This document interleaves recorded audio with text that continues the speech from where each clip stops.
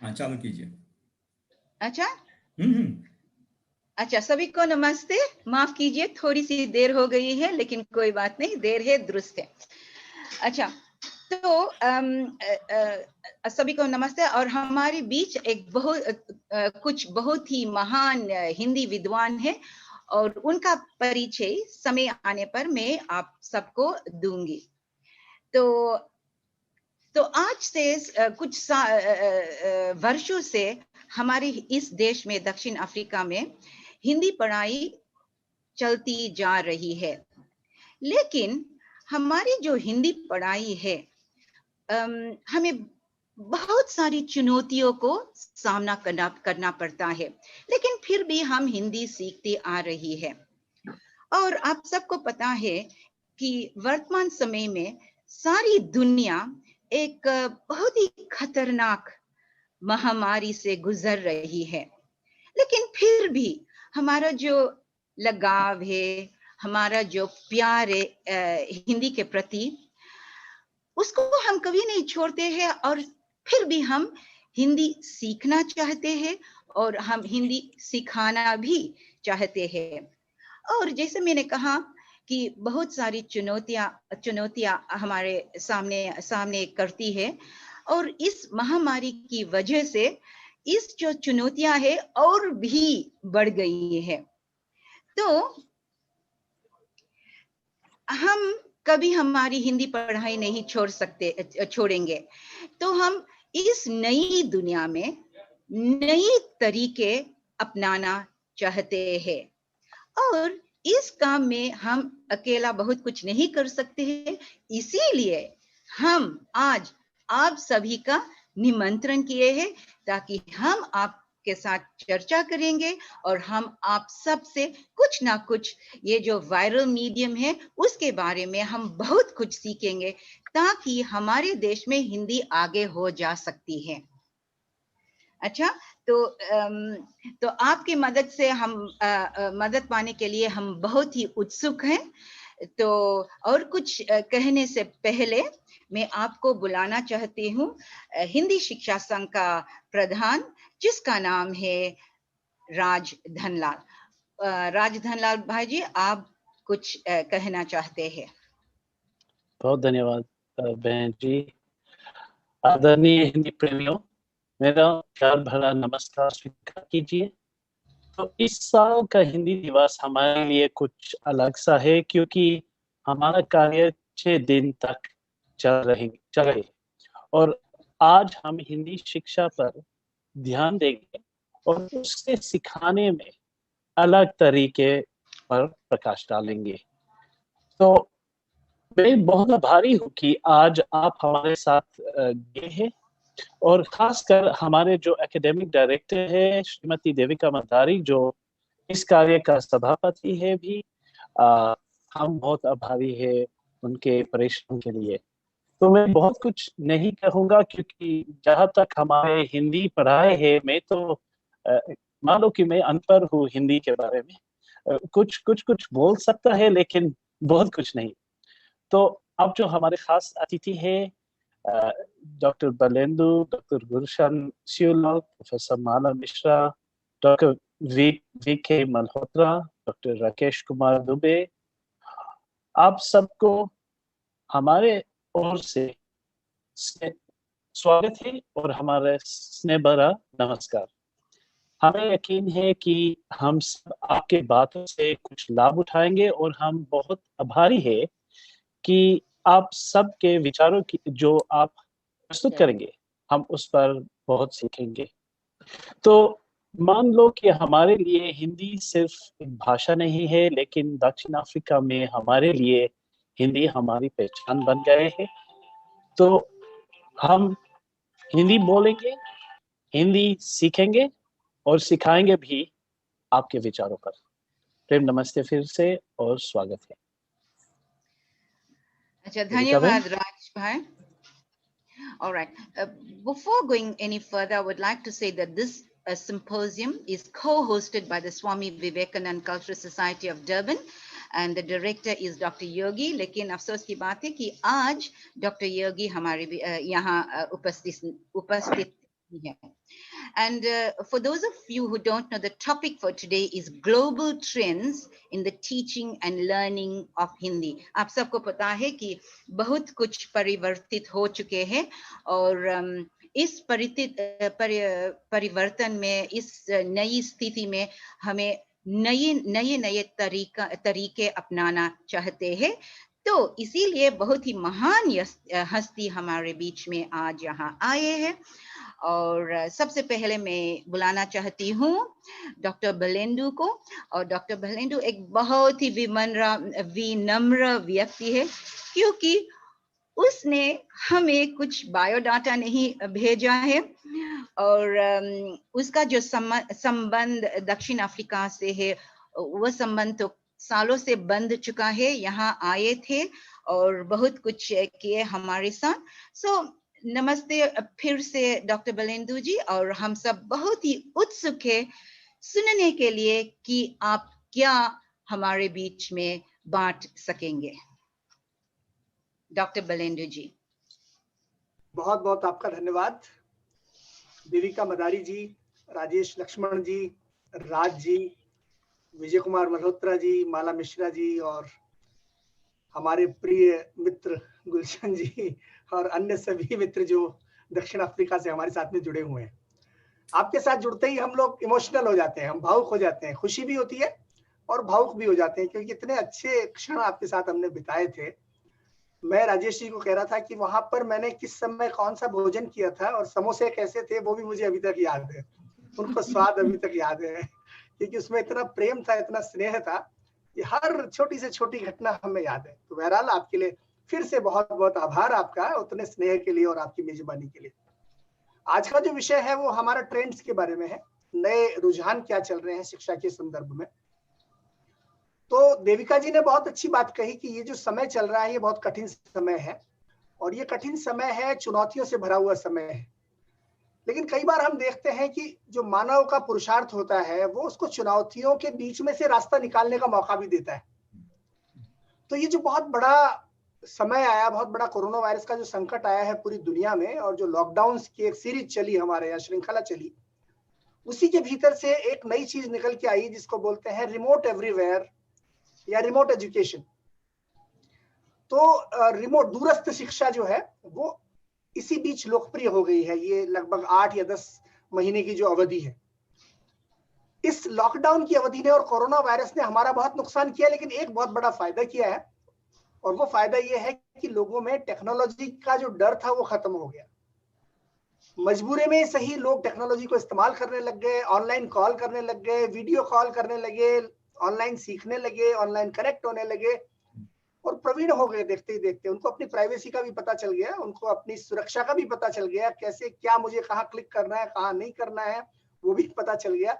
तो जागरूकता बहुत आ गई। पहली बात तो ये बड़ी बात हुई, ये अच्छा सकारात्मक या पॉजिटिव डेवलपमेंट जो हुआ इस क्राइसिस के टाइम में। दूसरी बात, इसी दौरान चूंकि डिमांड आ रही थी, मांग आ रही थी, तो बहुत सारे ऐसे प्लेटफॉर्म भी सामने आए जिनका इस्तेमाल आज हम रिमोट एजुकेशन में कर सकते हैं, फ्री कर सकते हैं, उस पर पैसा भी लगाने की जरूरत नहीं है। तो बहुत सारे प्लेटफॉर्म भी ऐसे सामने आ गए। इन प्लेटफॉर्म्स में क्या क्या थे? जूम, जिस पर अभी हम ये बैठक कर रहे हैं, एक प्लेटफॉर्म ये था। फिर गूगल मीट आया, वेबएक्स का एक प्लेटफॉर्म आया, उसके अलावा फिर माइक्रोसॉफ्ट टीम्स आया जो कि बहुत शक्तिशाली प्लेटफॉर्म है। चूंकि मैं उस संस्थान में काम करता हूं तो मैं ये बता सकता हूं कि वो बहुत ज्यादा शक्तिशाली प्लेटफॉर्म है। मतलब यहाँ तक कि उसमें ऑटोमेशन भी आप कर सकते हैं, उसमें बॉट्स भी इस्तेमाल किए जा सकते हैं और अनगिनत कार्य उसमें होते हैं। तो ये सब चीजें आ गई। अब दोनों तरफ टेक्नोलॉजी दोनों तरफ मौजूद थी, प्रोवाइडर की तरफ भी। एक तो हमारे पास साधन आ गए हैं जिनका इस्तेमाल कोई भी कर सकता है, निःशुल्क कर सकता है, बिना किसी दिक्कत के, डाउनलोड किए बिना भी कर सकता है। मतलब तकनीक का इस्तेमाल करने में सरलता भी इतनी हो गई है। और दोनों तरफ, तकनीक के दोनों तरफ, प्रोवाइडर के स्तर पर भी चीजें बहुत आसान हो गई हैं। आपको सिर्फ पावर पॉइंट बनाना है और स्क्रीन शेयर करनी है। तो जो ग्रहण करने वाला है उसके स्तर पर भी चीजें बहुत आसान हो गई है। जो रिसीव कर रहा है वो अपने घर में ऑन डिमांड जब चाहे इन क्लासेस को ले सकता है, इनको अटेंड कर सकता है, इनमें हिस्सेदारी कर सकता है। तो दोनों स्तरों पर ये हो गया। उसके बाद एक जो माइंडसेट नहीं था हमारे पास, टेक्नोलॉजी को हम इस रूप में नहीं देखते थे कि इसके जरिए भी हम पढ़ाई करेंगे और पढ़ाई की मुख्य धारा मतलब मेन स्ट्रीम में ये जो हमारी पढ़ाई है ये ऑनलाइन होने लग जाएगी, ये नहीं सोचते थे। लेकिन वो माइंडसेट भी बदल गया, हमारी मनस्थिति भी बदल गई है और अब हम तैयार हैं कि आने वाले 6 महीने भी यदि हमें अपने स्कूलों में ना जाना पड़ा या दफ्तरों में नहीं जाना पड़ा तो भी हम लोग मानसिक रूप से तैयार हैं कि हम ऑनलाइन जुड़े रहेंगे। ये जो जितनी चीजें आई ये सरल थी। पहले आप सोचिए कि आज के कुछ महीने पहले इसी तरह का सिस्टम बनाने के लिए लाखों रुपए लगाने पड़ते थे। ऑनलाइन अगर आपको शिक्षा देनी थी तो लाखों रुपए लगाने पड़ते थे, लेकिन अब वो लगाने की जरूरत नहीं रही, बहुत आसान है, कॉस्ट इफेक्टिव है, कोई खर्चा नहीं है उस पर। और मैं कहूंगा कि हिंदी शिक्षा संघ जो है वो भी इन पद्धतियों का इस्तेमाल करना शुरू करे, इस पर विचार करे। ये बहुत ज्यादा सुविधाजनक भी है, खासतौर पर ऑन डिमांड होने की वजह से किसी भी समय इनको इस्तेमाल किया जा सकना। जैसे आपने मान लीजिए कोई वीडियो बनाया, उसको जब चाहे आप इस्तेमाल कर सकते हैं। डिजिटल मीडियम पर जो भी सामग्री है वो ऑन डिमांड उपलब्ध है। वो जरूरी नहीं कि आप उसी समय देखिए, आप बाद में भी देख सकते हैं। आप ये जो कॉल है इसको फेसबुक पे डालेंगे तो कोई भी इसको दुनिया में कहीं भी देख सकेंगे और कभी भी किसी भी समय देख सकेंगे। तो बहुत सारी चीजें हो गई, स्किल भी उपलब्ध हो गए, कौशल उपलब्ध हो गए, क्योंकि लोगों ने अपने आप को अपग्रेड कर लिया, अपने तकनीकी ज्ञान को अपग्रेड कर लिया है और वो ई एजुकेशन के क्षेत्र में अब काफी प्रवीण है, काफी कुशल है। उसके बाद कंटेंट भी उपलब्ध हो गया और कंटेंट दोनों तरह का है। मैं देख रहा हूं कि ये जो लॉकडाउन का दौर है इसमें कंटेंट बनाया भी जा रहा है, नए लोग सामने आए हैं जो कंटेंट बना रहे हैं और कंटेंट शेयर कर रहे हैं, और ऐसे भी लोग हैं जो कंटेंट को कोलैबोरेट कर रहे हैं, आपस में एक दूसरे के साथ में मिलकर के काम कर रहे हैं। ऐसे कई संस्थान भी सामने आए हैं, तो दोनों तरह का कंटेंट भी इस समय मौजूद है। लेकिन मुख्य जो बात मैं कहना चाहता हूं वो ये है कि प्लेटफॉर्म, शिक्षा का जो मंच था वो ऑनलाइन आ गया है और अब ये ऑनलाइन से जाने वाला नहीं है। मतलब हो सकता है कि हमारे कक्षाएं वापस होने लगे, फिजिकल कक्षाएं, लेकिन फिर भी उनका एक हिस्सा हमेशा ऑनलाइन बना रहेगा, क्योंकि अब इससे हमारा डर भी दूर हो गया है, इससे हमारी दूरी भी दूर हो गई है और हम लोग कुशल हो गए हैं, टेक्नोलॉजी के करीब आ गए हैं और अब हमारे पास डिजिटल कंटेंट भी आ गया है। तो अब ये आगे भी बना रहने वाला है काफी समय तक। अब जहां तक नए जो रुझान चल रहे हैं उनकी बात है, तो इसमें मूक्स जिनको बोलते हैं MOOCs, मूक्स जो होते हैं, जो कि बहुत बड़े स्तर पर मैसिवली ऑनलाइन कोर्सेज जो होते हैं, मैसिवली ऑर्गेनाइज्ड ऑनलाइन कोर्सेज जो होते हैं मूक्स, वो आजकल बहुत लोकप्रिय हो गए हैं, जिनमें आपको घर बैठे आप हिंदी सीखने के भी आपको कोर्सेज मिलेंगे, आप घर बैठे हिंदी सीख सकते हैं। अगर आप दूसरे माध्यमों को देखेंगे, जैसे यूट्यूब पर आप जाएंगे तो यूट्यूब पर आज बहुत वीडियो आ गए हैं हिंदी सीखने के लिए, जो कि पहले उपलब्ध नहीं थे, लेकिन लॉकडाउन की अवधि में बहुत सारे लोग सामने आगे आए हैं और उन्होंने इस तरह के वीडियो बनाए हैं जिनको आप इस्तेमाल कर सकते हैं कहीं भी। उसके बाद मोबाइल एप्लीकेशंस, जो लीला नाम का एक एप्लीकेशन है, भारत सरकार के सीडेक नाम के संस्थान ने बनाया है, जिसको आप दक्षिण अफ्रीका में भी इस्तेमाल कर सकते हैं, अपने मोबाइल फोन पर डाउनलोड कर सकते हैं हिंदी सीखने के लिए। इसका नाम है लीला हिंदी प्रबोध। इसको आप डाउनलोड करें और अपने मोबाइल फोन पर आप हिंदी सीखने के लिए इसका इस्तेमाल कर सकते हैं। ये विदेशी लोगों के लिए भी, जो भारत से बाहर रहते हैं, उनको भी ये अनुकूल लगेगा, क्योंकि इसको इस तरह से बनाया गया है कि जो लोग भाषा नहीं जानते हैं, हिंदी भाषा, वो हिंदी कैसे सीखें। तो लीला इसका नाम है, इसको आप डाउनलोड कर सकते हैं। यूनिवर्सिटी ऑफ पेंसिल्वेनिया ने एक कोर्स विकसित किया था जिसका नाम था नई दिशाएं नए लोग, और मैं आपको दिखाना चाहूंगा कि वो कोर्स कैसा दिखता है। तो मैं मेरी स्क्रीन को शेयर करने की कोशिश करता हूँ। अच्छा, स्क्रीन डिसेबल्ड है, अगर आप मुझे अनुमति दे दें आपको। जी अच्छा, हो गया, धन्यवाद। हाँ बिल्कुल बिल्कुल आ गया है, धन्यवाद। तो आप देखेंगे कि ये यहाँ पर नई दिशाएं नए लोग जो दिखाई दे रहा है, ये यूनिवर्सिटी ऑफ पेंसिल्वेनिया का एक प्रोजेक्ट है। इसमें हिंदी सीखने के लिए आप ऑनलाइन माध्यमों का इस्तेमाल कर सकते हैं। यहाँ पर आप वॉल्यूम 1 वॉल्यूम 2 है, इसमें आप जाते हैं और ये एक एक करके इसके कोर्सेज खुलते हैं। और इसको बनाने में मेरी भी भूमिका रही है। जैसे आप इसमें जाएंगे तो आप अगर प्रोडक्शन टीम में यहाँ देखेंगे तो इसमें प्रोडक्शन टीम में आपको मेरा भी नाम यहाँ दिखाई देगा, ये मेरा नाम है। तो ये यूनिवर्सिटी ऑफ पेंसिल्वेनिया ने बनाया है, डॉक्टर विजय गंभीर, डॉक्टर सुरेंद्र गंभीर ने, जो कि हमारे बहुत अच्छे मित्र भी हैं और बहुत बड़े विद्वान हैं, आप सब उनसे परिचित ही होंगे। और इसके 2 वॉल्यूम हैं। पहला जो वॉल्यूम है उसमें बहुत सारे चैप्टर्स हैं जो आपको यहाँ दिखाई दे रहे हैं, लेसन 1 है, 2, 3, 4 वगैरह। और ये बातचीत के आधार पर हिंदी सिखाने का कार्यक्रम है। अशोक और सुनीता न्यूयॉर्क से नई दिल्ली जाते हैं, रास्ते में फिर वो कैसे बातें करते हैं, कैसे कैसे उनकी चर्चाएं होती है। तो इसमें वीडियो भी है, इसमें ऑडियो भी है, इसमें उनका वार्तालाप भी आप पढ़ पाएंगे टेक्स्ट के रूप में भी। और यहाँ तक कि इसमें आप प्रैक्टिस भी कर सकते हैं, एक्सरसाइजेस भी हैं यहाँ पर। आप एक्सरसाइजेस पर जाएंगे तो एक्सरसाइज दे सकते हैं, ट्रांसलेशन भी मिलेगा यहाँ पर, आपको ट्रांसक्रिप्शन भी मिलेगा। अगर आपको हिंदी में पढ़ने में नहीं आ रही तो आप ट्रांसक्रिप्शन पर जाएंगे तो इसमें आपको ट्रांसक्रिप्शन भी मिल जाएगा, जिसमें आप अच्छा, तो आप लोग अमेरिका में बहुत सालों से हैं? हाँ, मैं 10 साल की उम्र से वहाँ हूँ। और आप अमेरिका में ही पैदा हुई थी? जी नहीं। आप सुन पा रहे हैं ये जो आवाज आ रही थी? जी हाँ। तो एक उदाहरण मैंने दिया कि इस प्रकार के जो प्रोजेक्ट्स है वो भी आज बनाना आसान हो गया है। और यदि हिंदी शिक्षा संघ भी सोचता है तो इस प्रकार के की परियोजनाओं पर वो काम कर सकता है और हम उसमें पूरा सहयोग देंगे। धन्यवाद। अब आगे चलते हैं, आपको कुछ भारत की और चीजें मैं दिखाना चाहूंगा। जैसे ये CSDS हमारे यहाँ का एक संस्थान है, सरकार ने इसमें एक पहल की और CSDS को एक अनुदान दिया, जिसमें एक परियोजना शुरू हुई है जिसका नाम है भारत पढ़े ऑनलाइन। तो ऑनलाइन के इसमें चैप्टर्स हैं जिसमें आप भाषा भी सीख सकते हैं और बहुत सारी दूसरी चीजें भी आप इसमें ऑनलाइन सीख सकते हैं। एक और परियोजना है जिसका नाम है स्वयं। ये मूक्स हैं जिनका मैंने आपसे जिक्र किया था कि मैसिवली ऑनलाइन ये फ्री कोर्सेज होते हैं जो स्वयं के नाम से उपलब्ध है और दुनिया में कोई भी व्यक्ति इनको ले सकता है, इन कोर्सेज को। जैसे आप यहाँ जाएंगे तो यहाँ पर बहुत सारे कैटलॉग आपको मिलेगी और इसमें आप जाकर के विभिन्न कोर्सेज को आप ले सकते हैं। तो ये कुछ मैं आपको कुछ चीजें बताना चाहता था, बहुत ज्यादा समय नहीं लूंगा मैं, समय मेरा हो गया है। और अंत में बस मैं इतना कहना चाहूंगा कि कुछ और चीजें भी शुरू हुई है। मिसाल के तौर पर केंद्रीय हिंदी संस्थान को आप जानते हैं, केंद्रीय हिंदी संस्थान भी कुछ परियोजनाएं शुरू कर रहा है और ये परियोजनाएं जो है विदेशी लोगों के लिए, विदेशी छात्रों के लिए काम आएंगी। विदेशी छात्र ऑनलाइन भी उनके जरिए हिंदी सीख सकेंगे। तो कुछ पहल अभी शुरू की गई है इसी रिमोट एवरीवेयर के समय को ध्यान में रखते हुए, जो शायद आने वाले कुछ समय में आपके सामने आएगी। एक परियोजना हम लोग उस पर काम कर रहे हैं, मल्होत्रा जी भी हैं, मैं भी हूँ। हिंदी में तकनीकी कौशल सीखने की एक परियोजना भी शुरू हो रही है, जिसमें हम लोग पूरा ऑनलाइन सिस्टम बनाएंगे, पूरी ऑनलाइन प्रणाली बनाएंगे, जिसमें आप न सिर्फ हिंदी में काम करना सीखेंगे, हिंदी में टाइप करना सीखेंगे, हिंदी में इस्तेमाल करना सीखेंगे, बल्कि Word, Excel, PowerPoint, Windows वगैरह भी हिंदी माध्यम से उसमें सीख सकेंगे। तो वो भी एक परियोजना आने वाली है हिंदी में तकनीकी कौशल के नाम से। तो बहुत सारा कार्य हो रहा है, अब इससे ज्यादा समय लेना मेरे लिए उचित नहीं होगा। बहुत कुछ हो रहा है और बहुत कुछ होगा। मैं आपको आमंत्रित करता हूं कि आप भी, हिंदी शिक्षा संघ भी इस दिशा में पहल करें और हमसे जो भी आपको सहयोग चाहिए होगा वो हम देने के लिए सदैव तत्पर हैं आपके साथ। बहुत बहुत धन्यवाद।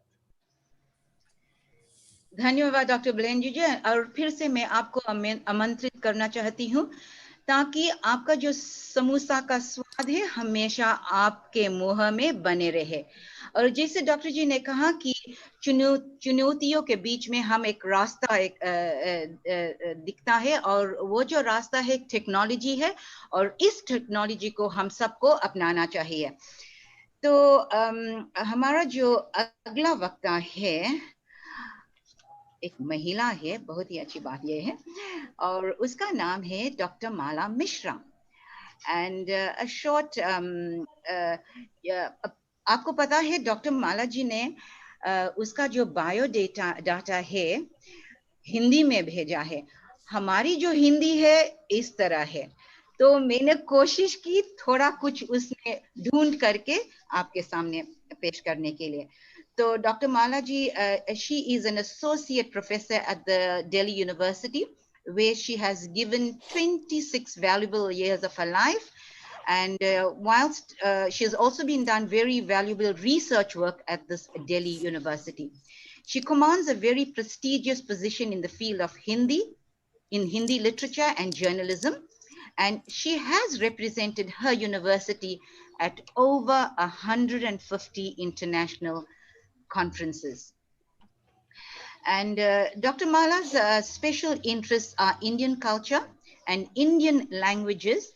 And amongst the Indian languages, एक बहुत ही लगाव, एक ज़्यादा प्यार है हिंदी भाषा से.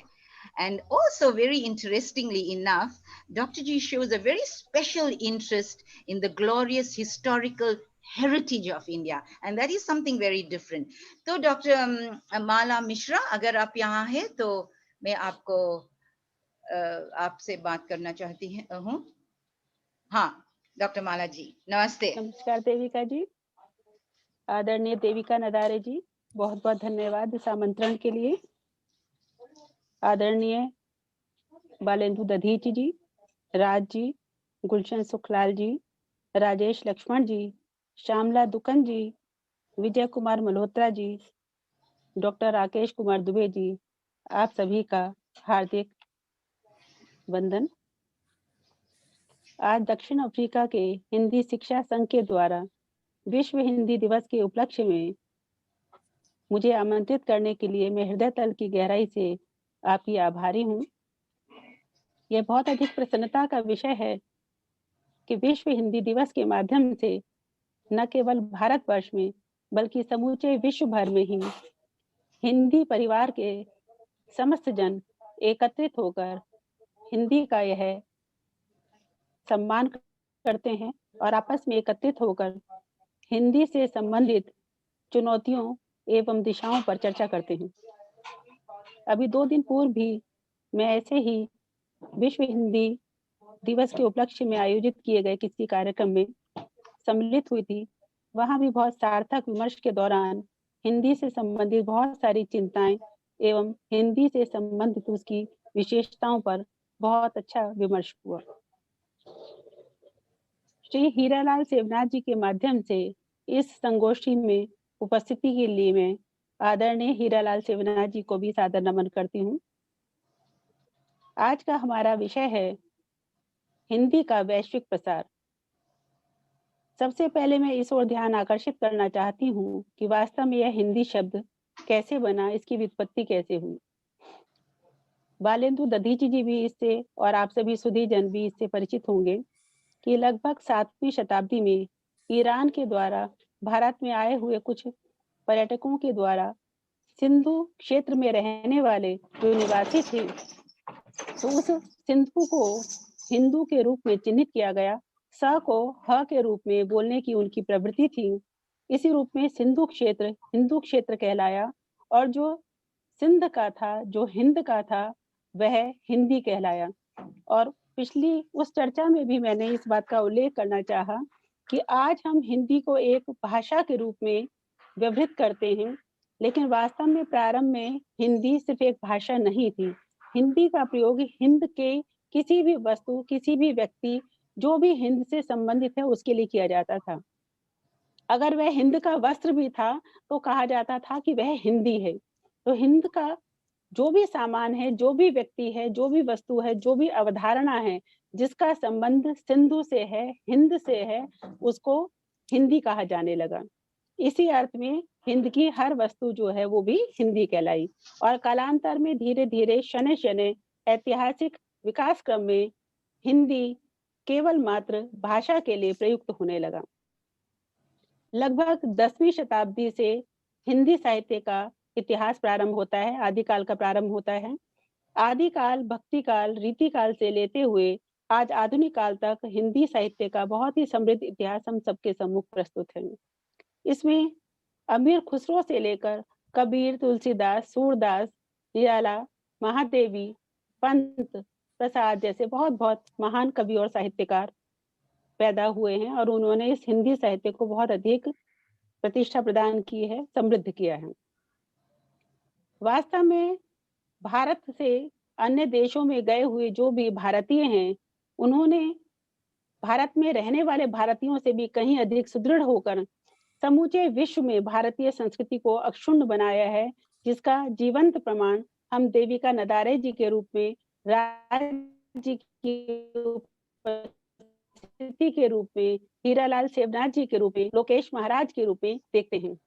यह तो सिर्फ दक्षिण अफ्रीका की ही स्थिति की मैं बात कर रही हूँ। अगर अन्य देशों में भी हम देखें तो चाहे सूरीनाम हो, चाहे फिजी हो, चाहे त्रिनिदाद हो, चाहे मॉरिशस हो, यहाँ तक कि नीदरलैंड में भी और अन्य देशों में भी भारत से गए हुए जो भी भारतीय हैं, ऐसे प्रवासी भारतीयों ने भारतीय संस्कृति को अभी तक अक्षुण्ण बनाए रखा है। भारतीय संस्कारों के साथ साथ भारतीय भाषाओं का भी वहाँ प्रयोग हो रहा है और सबसे अधिक प्रयोग अगर किसी भाषा का है तो वह वास्तव में हिंदी भाषा ही है। हिंदी की जिस औपचारिक शैली का प्रयोग हम यहाँ करते हैं, इस औपचारिक खड़ी बोली के रूप में विदेशों में प्रवासी भारतीयों के मध्य यह नहीं बोली जाती, बल्कि जो इसके बोली रूप हैं, चाहे वह भोजपुरी है, चाहे वह ब्रज भाषा है, चाहे वह अवधी है, उस रूप में हिंदी कहीं अधिक विस्तार पा रही है। और उसका मूलवर्ती कारण सिर्फ यही है कि यहाँ से भारतवर्ष से जाने वाले जो भी गिरिमिटिया मजदूर थे, वो वास्तव में किसी न किसी प्रदेश से संबद्ध थे और उनकी जो मातृभाषा थी, मातृबोली थी, वही उनके साथ चली गई और वही आज तक भी वहाँ सुरक्षित है। ऐसे ही 11वें विश्व हिंदी सम्मेलन में मेरा जाना हुआ मॉरिशस, तो वहाँ मैंने देखा कि वहाँ पर चाहे वहाँ के राष्ट्रपति थे और चाहे वहाँ के प्रधानमंत्री थे, वो बहुत सुंदर, बहुत ही मीठे स्वरों में भोजपुरी का प्रयोग कर रहे थे। तो इस तरीके से मैंने प्रत्यक्ष भी अनुभव किया कि जिस गौरव के साथ, जिस सम्मान के साथ शायद भारतवर्ष में सुशिक्षित वर्ग भी अपनी बोलियों का, मातृबोलियों का प्रयोग नहीं करता है, उससे कहीं ज़्यादा गरिमापूर्ण तरीके से अगर अपनी बोली को लेकर कोई गर्व करते हुए उसका प्रयोग करता है, तो वह प्रवासी वर्ग ही है। आज हमारी हिंदी वास्तव में समूचे विश्व में अगर प्रख्यात है, उसका प्रयोग हो रहा है और उसका विस्तार हो रहा है, तो हम आज भारतवर्ष में रहने वाले भारतीयों से अधिक जो भारतवर्ष से बाहर चले गए हैं, ऐसे प्रवासी भारतीय जो हैं, उसके विकास और विस्तार के लिए, उसकी समृद्धि के लिए कहीं अधिक उत्तरदायी हैं और बहुत अच्छे सशक्त रूप में सुदृढ़ तरीके से उसका व्यवहार कर रहे हैं। तो इसके लिए मैं कहना चाहूँगी कि वास्तव में जो एक असीम संभावना हमें हिंदी को लेकर दिखाई देती है, जिससे हम कहते हैं कि हिंदी वैश्विक पटल पर आज स्थापित होने लगी है, तो उसमें प्रवासी जनों का बहुत अधिक हाथ है और बहुत ही ज़्यादा जो है सकारात्मक दिशा में उसके लिए वो प्रयास कर रहे हैं। आज भी आप लोग जिस प्रकार से वेबिनार में हिंदी का प्रयोग करते हैं और बहुत अधिक उसको लेकर गौरवान्वित अनुभव करते हैं, ऐसा आपको प्रयोग करते हुए देखकर मुझे भी बहुत अधिक प्रसन्नता होती है। इस कोरोना काल में मैंने भी कम से कम 100-150 वेबिनार किए और उसमें मुझे मॉरिशस के साथ भी और इसके अलावा दक्षिण अफ्रीका के साथ भी, अन्य और अनेक देशों के साथ भी वेबिनार करने का मौका मिला मुझे। और बहुत अधिक प्रसन्नता की बात है कि जितने भी प्रवासी भारतीय हैं, वो हमसे कहीं अधिक शुद्ध हिंदी का प्रयोग करते हैं। आपका उच्चारण कुछ अलग हो सकता है, लेकिन जो आपकी शब्दावली है, वो हमसे कहीं ज़्यादा मुझे ऐसा महसूस हुआ है, मैं दिल से बता रही हूँ आपको, कि ज़्यादा शुद्ध शब्दों का आप प्रयोग करते हैं। आज भी बहुत गौरव के साथ उसका आप प्रयोग करते हैं। जितनी सांस्कृतिक रूप से समृद्ध आपकी शब्दावली है, उतना शायद हमारी नहीं है। जितना भारतीय परंपराओं का आचरण आप करते हैं, मैंने एक दिन लोकेश महाराज जी जो दक्षिण अफ्रीका से ही संबद्ध हैं, तो उनको फ़ोन किया, तो उन्होंने कहा कि मैं आपसे क्षमा चाहूँगा मैडम कि मैं आज थोड़ा-सा लेट इसलिए हो गया कि आज हमारे परिवार में बड़े बूढ़ों का श्राद्ध था। तो मुझे लगा कि वक्तव्य तो थोड़ा-सा छोटा भी हो जाएगा तो कोई बात नहीं, लेकिन अपने जो पितरों का श्राद्ध है, पहले उसको पारंपरिक तरीके से निभाना ज़रूरी है। तो उन्होंने मुझे पूरा बताया कि यहाँ पर भी दक्षिण अफ्रीका में हम भारतीय मूल के हैं सिर्फ इस नाते नहीं, बल्कि उबंटू जो संस्कृति है, उसमें भी पितरों का उतना ही महत्व है जितना भारतीय संस्कृति में। तो उन्हीं के माध्यम से और हीरालाल जी के माध्यम से मुझे जानने का मौका मिला कि वास्तव में जो दक्षिण अफ्रीका की संस्कृति है, उसमें और भारतीय संस्कृति में कितनी अधिक समानता है। तो जो भारत की भाषा है, जो हिंदी प्रमुख जनसंपर्क की भाषा है, उस हिंदी का प्रयोग जब मॉरिशस के लोग करते हैं, जब सूरीनाम के लोग करते हैं, दक्षिण अफ्रीका के लोग करते हैं, तो उसमें हिंदी की विशेषताएँ तो हैं ही, जो भारतीय विशेषताएँ हैं, उसके साथ उनकी स्थानीय जिस देश में रहकर वो उसका प्रयोग कर रहे हैं, वहाँ की विशेषताएँ भी जुड़ जाती हैं। और उसी के कारण संभवतः उसके उच्चारण में वो अंतर है, जो हमारा भारत में रहने वालों का उच्चारण है और जो आप दूसरे देशों में रहकर हिंदी का प्रयोग कर रहे हैं, तो उस उच्चारण में मुझको एक भिन्नता नज़र आती है। विशेष रूप से अगर मैं कहना चाहूँ, जितना सरलता से महाप्राण ध्वनियों का, सघोष ध्वनियों का प्रयोग हम कर पाते हैं, मूर्धन्य ध्वनियों का प्रयोग कर पाते हैं, तो वो ध्वनियाँ प्रायः अन्य भाषाओं में लुप्त हैं। तो उसका सशक्त रूप में उस तरीके से उच्चारण नहीं होता, तो उससे पहले वाली अघोष ध्वनि के द्वारा अल्पप्राण ध्वनि के रूप में वो ध्वनियाँ परिवर्तित हो जाती हैं। लेकिन कोरोना काल को अगर मैं देखूं तो मेरे द्वारा तो इसका आकलन इसी रूप में किया गया है कि वास्तव में भारतीय संस्कृति के प्रसार के लिए, हिंदी भाषा के प्रसार के लिए जितना अधिक सदुपयोग इस कोरोना काल में हुआ है, संभवतः इतना कभी नहीं हुआ होगा। जितना भारतीय संस्कृति आयुर्वेद के माध्यम से, औषधीय तत्वों के माध्यम से संपूर्ण विश्व भर में प्रसारित हुई और उन औषधियों के साथ, औषधीय गुणों के साथ-साथ हिंदी की जो शब्दावली संपूर्ण विश्व भर में गई, उसके कारण हिंदी का ही प्रसार हुआ है। और सबसे बड़ी बात ये है कि जितनी भी ये संगोष्ठियाँ हुई हैं, चाहे वो राष्ट्रीय हों, चाहे अंतर्राष्ट्रीय हों, उसके माध्यम से संबंधों का विकास बहुत तेजी से हुआ है। वास्तव में ये हिंदी जगत है, ये इतना अधिक तकनीकी नहीं था। जब मैं कॉलेज में पढ़ा करती थी, लेडी श्याम कॉलेज से मैं पढ़ी हूँ, तो उस समय जो हिंदी में पढ़ाई करते थे, उनको कहा जाता था कि ये बहन जी टाइप होते हैं, इनको कुछ नहीं आता, ये तकनीकी से रहित होते हैं। तो आज ये बहन जी, भाई जी टाइप जो हिंदी का समुदाय था, मैं कहना चाहती हूँ और बड़े गौरव के साथ कहना चाहती हूँ, ये आज वास्तव में सच में बहुत सशक्त हुआ है। कहीं न कहीं घबराते तो हैं साहित्य वाले, ये मैंने भी नोट किया है कि साहित्य वाले प्रायः तकनीकी चीजों का प्रयोग करने से घबराते हैं, लेकिन ये झिझक आज दूर हुई है। आज तकनीक का प्रयोग वे भी साइंस के, विज्ञान के जो लोग हैं, उनकी तरह बहुत ही सुविधाजनक तरीके से, बहुत ही आत्मविश्वास के साथ करने लगे हैं। तो ये हिंदी भाषी समुदाय जब सशक्त हुआ है, ये तकनीकी प्रेमी हुआ है, आज यह भी बहुत ही आसानी से, सुगमता से जब ऑनलाइन प्रशिक्षण प्रदान करने लगा है, तो ये मानिए कि आज वास्तव में भारत काफी आगे बढ़ा है, क्योंकि जो अभी तक संकोची प्रवृत्ति का था, जब उसने भी आत्मविश्वास का कलेवर धारण कर लिया है, तो आज वास्तव में भारत का हर जन कहीं न कहीं उन्मुक्त सांस लेते हुए आज ऊंची उड़ान भरने लगा है।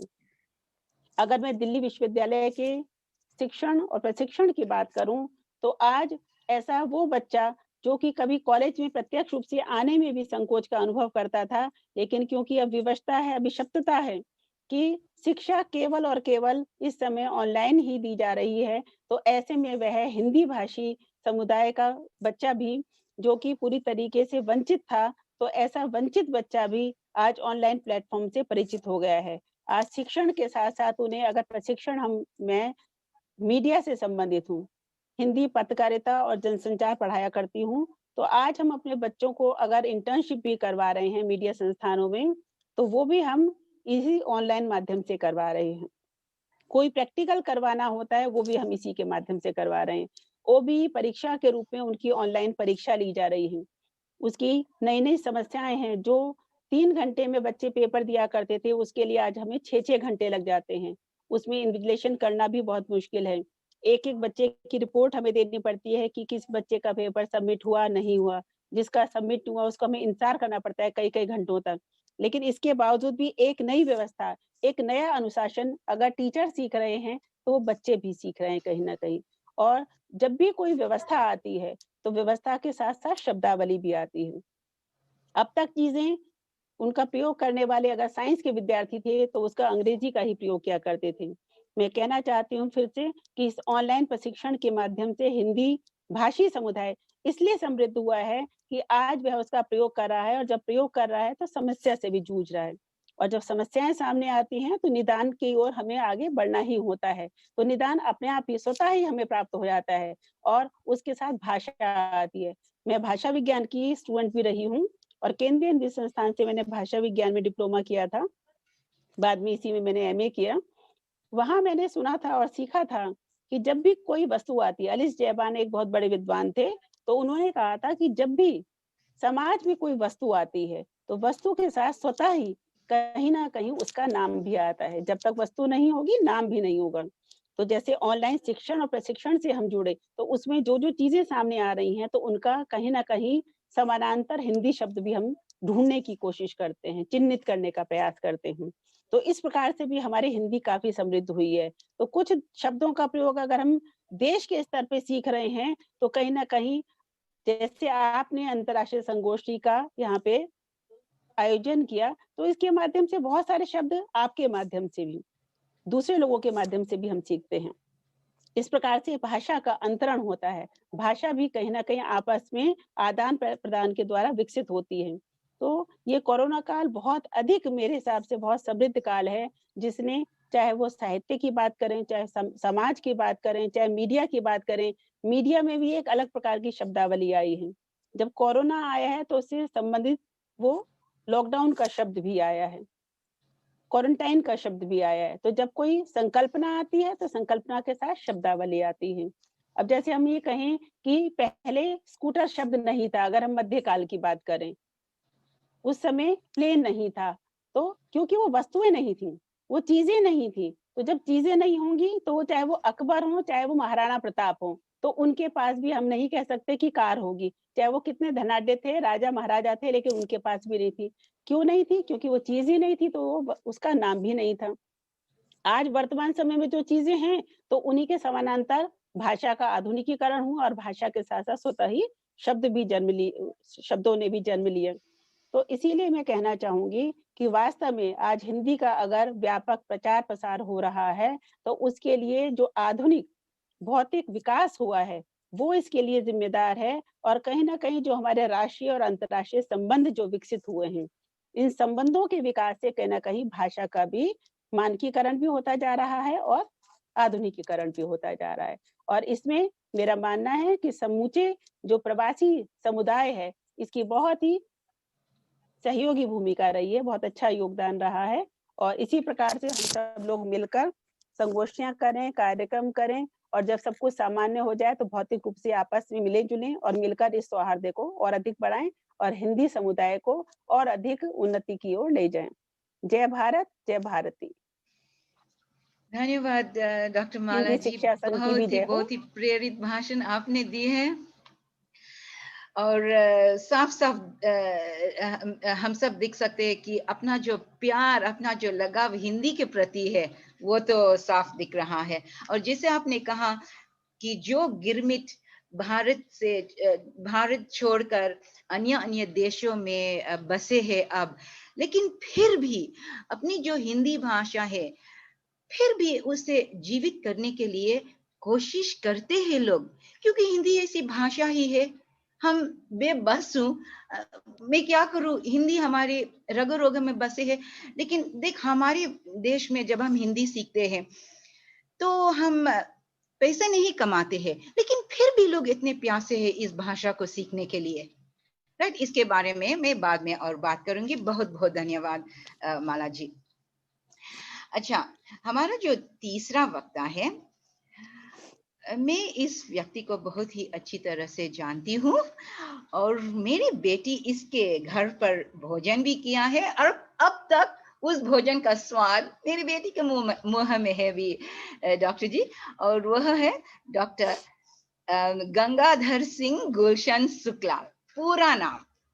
अच्छा, और उसका जो सीवी है मेरे पास, doctor ji has a master's degree. Doctor निकाल दीजिए देविका जी, लेकिन उसके डॉक्टर अलावा आप बाकी सब मेरा है। अच्छा, तो Dr. Ji has a master's degree in Hindi from the University of Delhi, and he is a senior Hindi lecturer at the Mahatma Gandhi Institute from 2016 to date. He's also a freelance radio and TV news presenter in Mauritius. He has made presentations at numerous conferences, specializes in teaching Hindi at tertiary level, and this is very lovely. He was a recipient of a Fulbright scholarship to do research at the Syracuse University in New York. Badhai. And also he received the Vishwa Hindi Samman Award by the government of India for his contribution in the promotion of Hindi. और बहुत कुछ आपने किए हैं doctor जी, लेकिन आज के लिए बस इतना ही। धन्यवाद। इससे ज्यादा आप बोलते तो मुझे शाम को घर पे खाना नहीं मिलता आज। पत्नी बोलती है किसका परिचय दे रहे हैं इतना लंबा। नमस्कार देविका जी, मंच पर उपस्थित सभी लोगों को मेरा नमस्कार।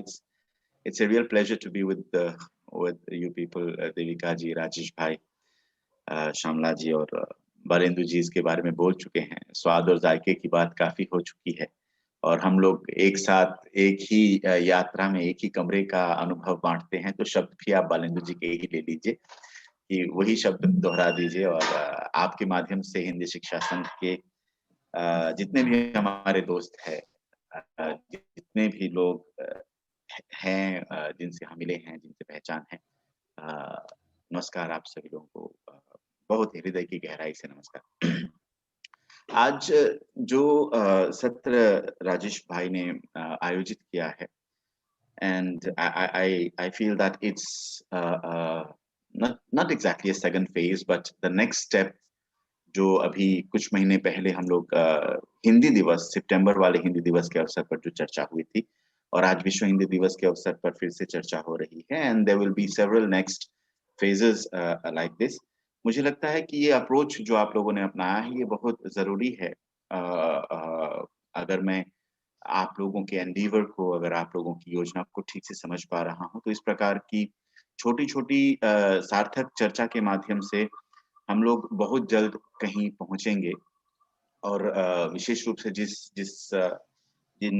स्तर के विद्वानों का सहयोग प्राप्त हो रहा है धीरे-धीरे, पिछली चर्चा में भी, आज भी हमारे साथ बालेंदु जी तो हम ही हैं, हमारे साथ नहीं है, हम ही हैं। विजय जी जिस प्रकार से जुड़े हुए हैं, माला जी, मुझे विश्वास है कि धीरे-धीरे we'll be able to find solutions for several problems which if I may say, there are several problems which are themselves not very clear right now at this stage. मैं इन चीजों को थोड़ा सा समझने की कोशिश कर सकता हूँ, और थोड़ा सा समझने का एक तरह से I can boast of understanding a little bit of what you might be facing, क्योंकि हम लोग अलग नहीं हैं बहुत सारी स्थिति में, and I think ये जो प्रयास हो रहा है ये बहुत महत्वपूर्ण है। To be very short, आज बालेंदु जी से हम लोगों ने टेक्नोलॉजी की चर्चा सुनी, और जो विजय जी ने हमको मेल भेजा था उसमें यह बहुत स्पष्ट है कि वो काफी हद तक पेडागोजी की भी चर्चा करेंगे। मैं इन दोनों को मिश्रित करते हुए उसमें थोड़ा सा एंथ्रोपोलॉजी जोड़ने की कोशिश करूंगा, और वो हक मैं इसलिए ले रहा हूँ, I'm claiming that part of that discussion because of the similarities that we share in terms of South Africa and Mauritius, in terms of the demographics of Hindi learners and teachers in both countries. मुझे लगता है कि बालेंदु जी ने आज आपको दुनिया के जितने सम्मान हम दे सकते हैं उतने देने चाहिए बालेंदु जी, क्योंकि जितने संक्षेप में आज आपने टेक्नोलॉजी की बात की वो उतना किसी के लिए संभव नहीं। जो आपने 7 मिनट में जितना कुछ समेटा, मैंने सोचा बालेंदु जी कैसे कर पा रहे हैं ये, but I think we have got a very good appraisal of what is there in terms of technology. The technology for distance education, या बालेंदु जी से ये शब्द सुना मैंने, जो रिमोट टीचिंग वाली बात है, ऑनलाइन लर्निंग वाला, डिस्टेंस एजुकेशन वाला जो टेक्नोलॉजी है वो आज बहुत विकसित हो गया है। We in Mauritius, because आप लोगों को याद होगा जिस समय हम कार्यशाला लेकर दक्षिण अफ्रीका आए थे, we were already telling you that there are some things that we were already experimenting with at that time in Mauritius. और हमारे लिए ये अच्छी बात रही कि we have been with technology in Hindi teaching before Corona. Whatever Corona has taught us is almost a miracle, unbelievable, बहुत अच्छा और बहुत बड़ी चीजें हुई है। लेकिन हमको एक चीज अच्छी लगती है कि हम लोग थोड़ा सा पहले से उससे जुड़े थे, सो हम लोगों को उसके साथ हड़बड़ी का अनुभव नहीं करना पड़ा, और हम लोगों ने चीजों को थोड़ा ज्यादा शांति से और काल्मनेस के साथ अप्रोच किया है, और उसके चलते जो हमको अनुभव हुए हैं वो मैं आप लोगों के साथ बांटना चाहूंगा। पहले जो बालेंदु जी ने कहा टेक्नोलॉजी, मेरे पास, क्योंकि हम लोग थोड़ा सा इस फील्ड में रहे हैं, शिक्षा और टेक्नोलॉजी, और बालेंदु जी के पास खजाना है पूरा का पूरा। हम लोग कभी किसी दूसरे सत्र में, and then we will need to be monopolizers kind of thing for long sessions where we can discuss a long list of technological platforms and apps and other things जिनके माध्यम से आप हिंदी पढ़ा सकते हैं। I don't think that's the topic for today, because we all know it's आज के लिए fact है that technology enabled education is here, so we just have to acquaint ourselves with the list, and that's something very different from what we think today. वो एक लंबी सूची है। The second thing is the pedagogy element, and जो विजय जी ने कहा है कि वो बात करेंगे, और इसके अलावा there are people in countries very similar to your situation, Mauritius, New Zealand जहाँ पे सुनीता नारायण जी का बहुत अच्छा काम हो रहा है, द यूएस जहाँ पे अशोक ओझा जी जैसे लोग बहुत अच्छा काम कर रहे हैं in terms of the Hindi Urdu flagship teaching and the kind of teaching जो वो कर रहे हैं. Some of you might remember एक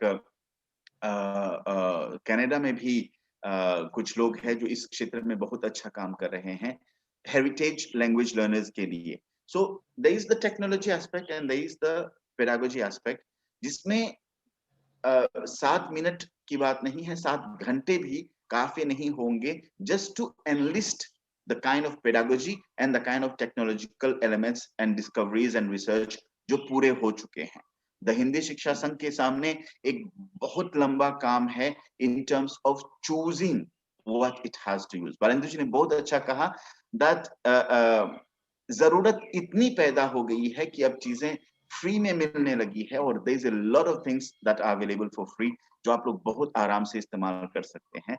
और शिक्षा संघ के सामने अगर हम लोग ये बात कर रहे हैं, the topic of today's discussion tells me that you're trying to find new trends or new means to make Hindi reach your students and make students reach Hindi शिक्षा संघ, and at the same time make the संघ जो आपका संघ परिवार है वो अपने छात्रों और अपने अध्यापकों के पास, आपके छात्र आपके अध्यापक आपके पास, और ये पूरा जो ट्रायंगल है इसको टेक्नोलॉजी एनेबल कंसोलिडेशन कैसे प्रदान किया जाए, ये आप लोगों की चिंता है और ये चिंता बहुत ही स्वाभाविक है और आज की चिंता है. I am happy that you people are thinking on that. I am happy कि देविका जी और राजेश भाई जैसे लोग इस बात पर विचार कर रहे हैं.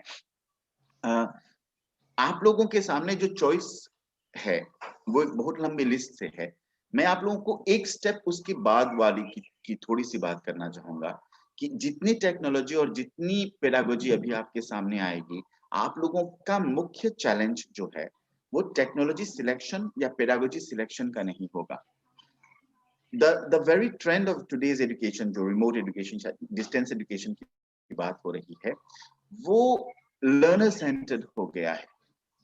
वो लर्नर सेंटर्ड हो गया है. हम लोग हमेशा से बोलते थे कि प्यासे को कुएं के पास जाना पड़ता था. टुडेज एजुकेशन इज जहां पर कुआं प्यासे के पास जा रहा है. Now you are reaching your students.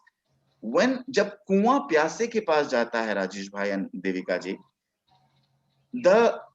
the attitude of the kuan, the approach of the kuan has to change. It has to become a tap, it has to become a glass, it has to become a water bottle. और वो पूरा का पूरा जो process है उसमें एक adaptation जरूरी होता है. टेक्नोलॉजी और पेडागोजी दोनों में आप लोगों के यहाँ सिलेक्शन के बाद का जो मेन चैलेंज होगा वो होगा अडेप्टेशन. एंड यहाँ पर मैं बालेंद्र जी का एक प्रिय शब्द इस्तेमाल करना चाहूंगा. वहां पर आपका सबसे बड़ा एसेट होगा, your main asset has to be the concern for localization, taking into consideration the needs and requirements of your local learners. कोई भी 2 प्यासे या 10,000 प्यासे लोग होंगे, उनकी प्यास एक जैसी नहीं होती. There is no similar Hindi learner in the whole planet. So you have to deal with very different Hindi learners. We can tell you a lot of things. हम लोग लंबी सूची बना सकते हैं, okay? But वो जो adaptation process है, हम लोगों के सहयोग आप लोग जानते हैं. It goes without saying that we are here whenever you need us. But that's the process when your expertise and knowledge of your learner demographics, your learner requirements come in. And that's a very good element of knowledge, of research, of data that you have.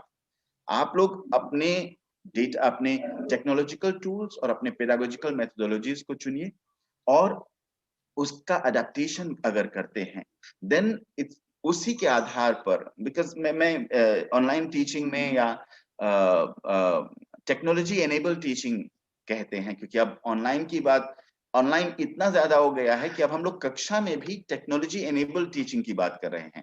हमारी कक्षाएं भी, even our classes are not chalk and talk, वो तो बहुत पुराना हो गया है. It's not even the whiteboard and presentation now, it's not even the projector now. अब हमारे यहाँ जो फ्लिप क्लासरूम की चर्चा हो रही है, the university of Mauritius has kind of decided on that. We are talking about the flip classroom where learning takes place at home. We have flipped the classroom. I say ulta pulta.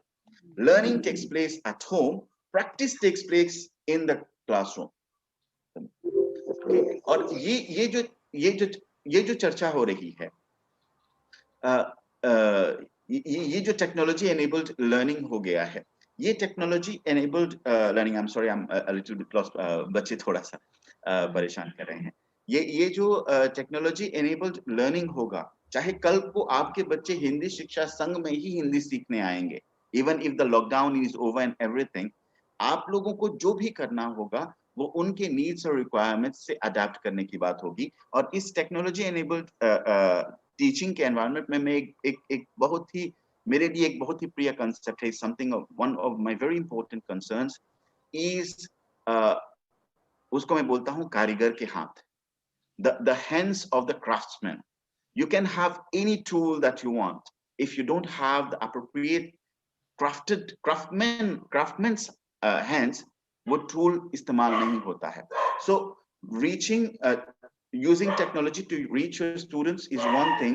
Preparing your teachers with the right craftsmanship in terms of technology to be able to reach them, to be able to adapt the billions of videos available today, Barendu jiski charcha kar rahe the, to be able to use whatever material. The main concern will be the training of your teachers and those people who will use those tools. मुझे आप लोगों के साथ कार्यशाला की एक बात याद है, बालेंदु जी सहमत होंगे, जब हम लोगों ने इनको पावर पॉइंट बनाने के लिए कहा था, हिंदी वर्णमाला सिखाने के लिए, and we remember verse became verse vuvuzela at that time. You know, that kind of localization is what you will need, but that's only the tip of the iceberg. आपके बच्चे कहाँ से शब्द लेंगे, उनको हिंदी के लिए प्रसंग कहाँ से मिलेंगे? We can take our mountains, we can take our stories. You have your own folk tales, you have your own people, you have, आप भारतीय संस्कृति की बात जब हम लोग करते हैं, वैश्विक है, लेकिन हजार लोगों की हजार भारतीय संस्कृतियां हैं. आपके यहाँ क्या चलता है? There is all that to take into consideration. Train your teachers, not that kind of training जिससे डर लगे. In a very nice way, हम लोग बहुत आराम से कुछ प्लान कर सकते हैं इस दृष्टि से, और आपके अध्यापकों को उस टेक्नोलॉजी, उस टूल और उस रिसोर्स के प्रयोग के लिए ट्रेन कर सकें, ताकि और आपके बच्चों को अगर कुछ और सुविधा की आवश्यकता होगी वो दे सकें. तो हम लोग, मेरे ख्याल से, we don't need to think about the new trends and technologies of teaching of Hindi in the world today. We need to think of our new trends and technologies of teaching Hindi in South Africa today and tomorrorow. So ये approach लेकर चलते हैं. फिर से एक बार आप लोग इस प्रकार के विचारों में लग रहे हैं, इसके लिए बधाई. हमारा सहयोग आपके साथ हमेशा रहेगा. मैं जानता हूं जब बोलना शुरू करता हूं तो बहुत सारी चीजें मिक्स कर लेता हूं, लेकिन मैं जानता हूं कि आज मेरे सामने विद्वज्जनों का एक बहुत अच्छा समूह है जो मेरी बातों को ढूंढ पाएगा मैं कहां पर क्या बोलना चाहता था, and you will be able to catch the essence of it. So while considering the technology in education, the pedagogy in education, also consider the anthropology of education. So there is the anthropology of techno-pedagogical teaching, जिसको हम लोग नए terms बन रहे हैं. इसको ध्यान में रख के हमको आगे बढ़ना है. I hope I have been able to contain myself to some limits. बहुत धन्यवाद. धन्यवाद गुलशन जी.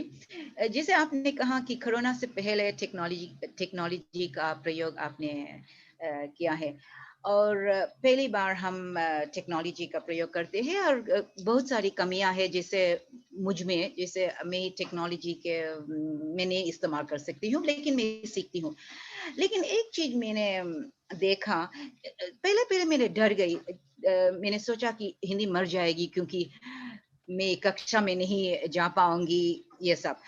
लेकिन मैंने देखा कि हमारी जो कक्षा है, ऑनलाइन कक्षा, 4 गुना बढ़ गया है.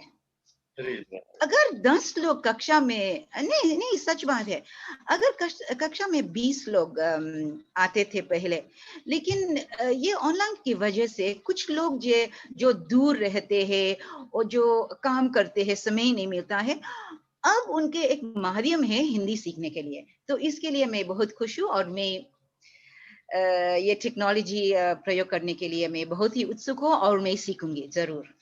नमस्ते, धन्यवाद. और अब हमारा जो चौथा वक्ता है और ये भी हिंदी में अपना बायोडाटा भेजा है। और माफ कीजिए, मैंने कोशिश की थोड़ा सा निकालने के लिए जो कुछ ने आपने भेजा है, तो वो है डॉक्टर राकेश दुबे।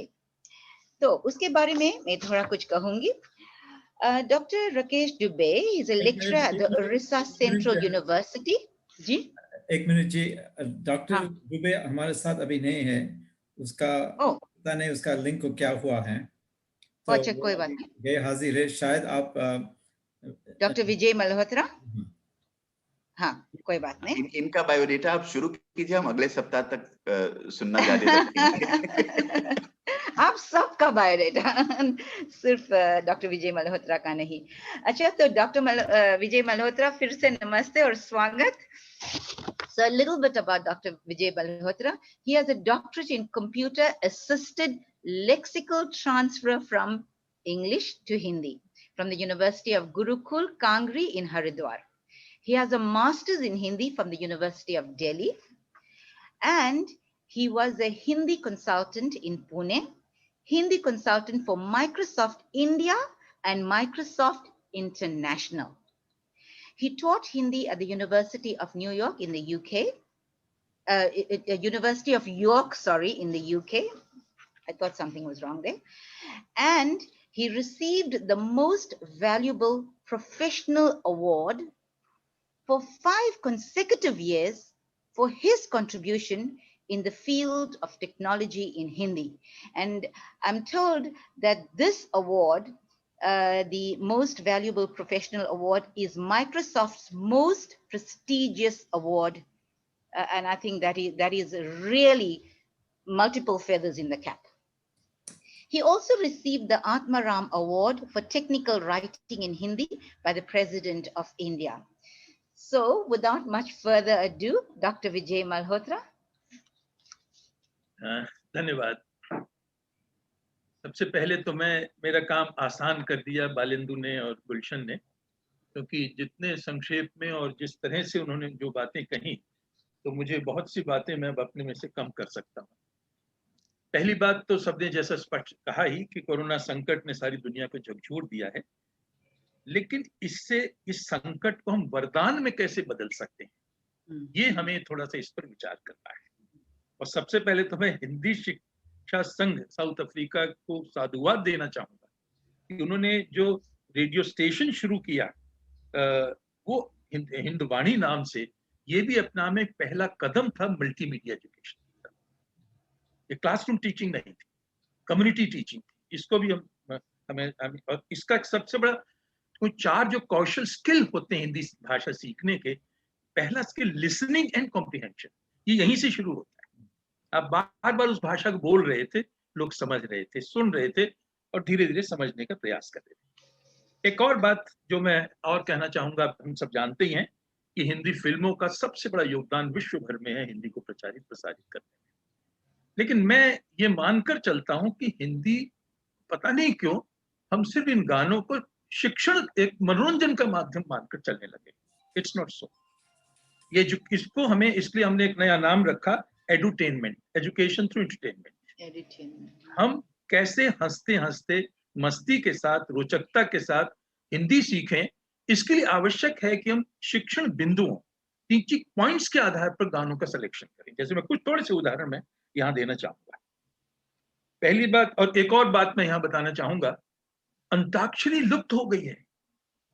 मुझे याद है हमारे अपने पूरे जीवन में, गुलशन जी भी जानते होंगे, सब जगह अंताक्षरी, अभी भी मैं सारी दुनिया घूमता हूं, मैंने देखा जहां भारतीय लोग इकट्ठे हो जाते हैं, जैसे बस में हम लोग ट्रेवल कर रहे हैं, केवल और केवल अंताक्षरी चलती है और उसी से हिंदी अनायास सीखते हैं। और मॉस्को में तो मेरे साथ गजब हो गया। मैं बड़ा भ्रम में था कि थोड़ी हिंदी गानों में तो मैं इनको हरा दूंगा, उन्होंने मुझे सबने हरा दिया, इतने अच्छे ढंग से एक एक क्रम से वो गाने। तो मैं चाहूंगा इसको भी हम लोग एक शिक्षण का एक माध्यम बनाए, अंताक्षरी को। दूसरी भी बात जो मैं कहना चाहूंगा कि मैंने कुछ गाने ऐसे चुने और मैंने सोचा और इसको पढ़ाया। श्रीलंका में 3-4 बार मैं गया, उसके बाद नॉटिंगम में, यूके में भी गया, और मैंने देखा इसको पढ़ाना शुरू किया। और मैंने एक नया प्रयोग किया कि जो टीचर से उसको पीछे बैठा देता था और विद्यार्थी बैठ जाएं, और हमने कुछ गाने चुने, मैं 2-4 गानों का उल्लेख करूंगा। आपको मालूम राज कपूर की फिल्म है मेरा नाम जोकर, उसका गाना है ए भाई जरा देख के चलो। आप देखिए कितने क्रिया विशेषण एडवर्ब्स आपको सिर्फ एक गाने में मिलेंगे। इसके अंदर है आगे पीछे दाएं बाएं ऊपर नीचे बड़े छोटे खड़े खोटे मोटे पतले नीचे ऊपर। अब बताइए इतने सारे अगर आपको क्रिया विशेषण एक गाने में मिल जाए और रोचकता बनी रहे, तो मैं क्या करता था, इनको सिंगली में लिखकर गाना देता था, वो याद करके आते थे क्लास में, फिर एक आनंद आता था उससे।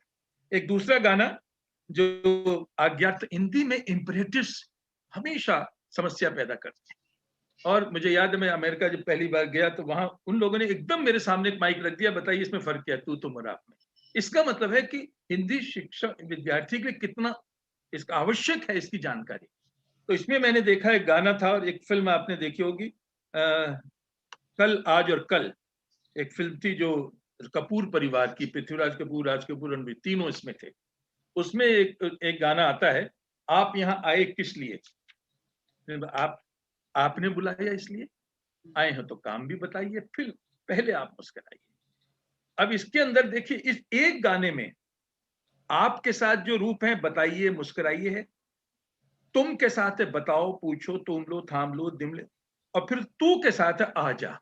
क्योंकि शुरू में अपरिचित थे वो दोनों, धीरे धीरे इतने आत्मीय होते चले कि आपसे तुम तू पर आ गए। यही इसकी इंपरेटिव फॉर्म की बहुत बड़ी विशेषता है। इतना ही नहीं, इस गाने में जब वो फिर वो कसम करवाती है, निभाओगे निभाऊंगा, भूल तो न जाओगे न भूलूंगा, डोली लेके आओगे आऊंगा, शादी भी रचाओगे रचाऊंगा, सिनेमा दिखाओगे दिखाओ। अब आप बताइए जो फ्यूचर फॉर्म्स जितने भी हैं जिसके अंदर फर्स्ट पर्सन सेकंड पर्सन के अनायास आप सिखा रहे हैं, आप रटवा रहे हैं बिना बात के उनको, आप गाना सिखा दो और फिर उसके बाद इस पर चर्चा करें। एक उसी समय मुझे याद है अचानक किसी ने एक प्रश्न पूछा, कहाँ जाइएगा पाइएगा क्या मतलब है। मुझे याद है उसी समय मैंने वशनी जी को फोन किया, आज वो हमारे बीच नहीं रही, मैं उनको श्रद्धांजलि भी इसके साथ देना चाहूंगा। उन्होंने मुझे तुरंत एक गाना बताया, अजी रूठ कर कहाँ जाइएगा, जहां जाइएगा वहां पाइएगा। मैंने थोड़ा उसको समझने की कोशिश की, क्योंकि इसमें गा लगा के भविष्यकालिक लगता है, इट्स नॉट सो। इसके अंदर मैंने बिहार के प्रयोग देखे, खाना खाकर नहीं जाइएगा। अब बताइए स्थिति क्या क्या है इसमें, प्यार है, इसरार है, सम्मान है, ये है भाषा की जो बहुत बहुत ही सूक्ष्म प्रवृत्तियां हैं, वो हमें इसके साथ अनायासी सीखने को मिलती। माधुरी दीक्षित का वो गाना बहुत प्रचलित हुआ, लोकप्रिय भी हुआ, तेजाब फिल्म का, 1 2 3 4 5 6 7 8 9 10 11 12 13। आप बताइए अगर आपने गिनती यहाँ से शुरू कर दी, फिर आप विद्यार्थियों को विधिवत सिखा सकते हैं। दिमाग में जब गिनती बोले इसी धुन में बोले, इसमें क्या फर्क पड़ता है। और भी मैंने एक चीज देखी कि भाषा के अलावा भारतीय संस्कृति क्योंकि सीधी भाषा से जुड़ी होती है, तो मैंने अभी जर्मनी में इसके बहुत मेरे लेक्चर्स थे, उसका विषय था यूनिटी इन डाइवर्सिटी। मैंने देखा राज कपूर का जो गाना है शी 400, मेरा जूता है जापानी, मेरी पैंट इंग्लिस्तानी, सर पे लाल टोपी फिर दिल हिंदुस्तान।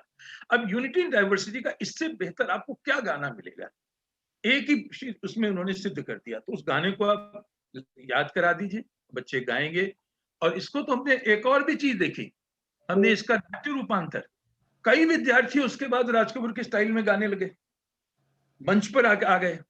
तो सिर्फ गाया नहीं, उसको नाट्य धर्मिता। यहां मैं एक चीज और इसके साथ जोड़ना चाहूंगा, थिएटर बहुत महत्वपूर्ण है। नाटक होता क्या है कि हम लोगों ने सिनेमा सिर्फ leads to comprehension of your language, that's all, it doesn't go beyond that। उसके आगे जाने के लिए एक्सप्रेशन चाहिए।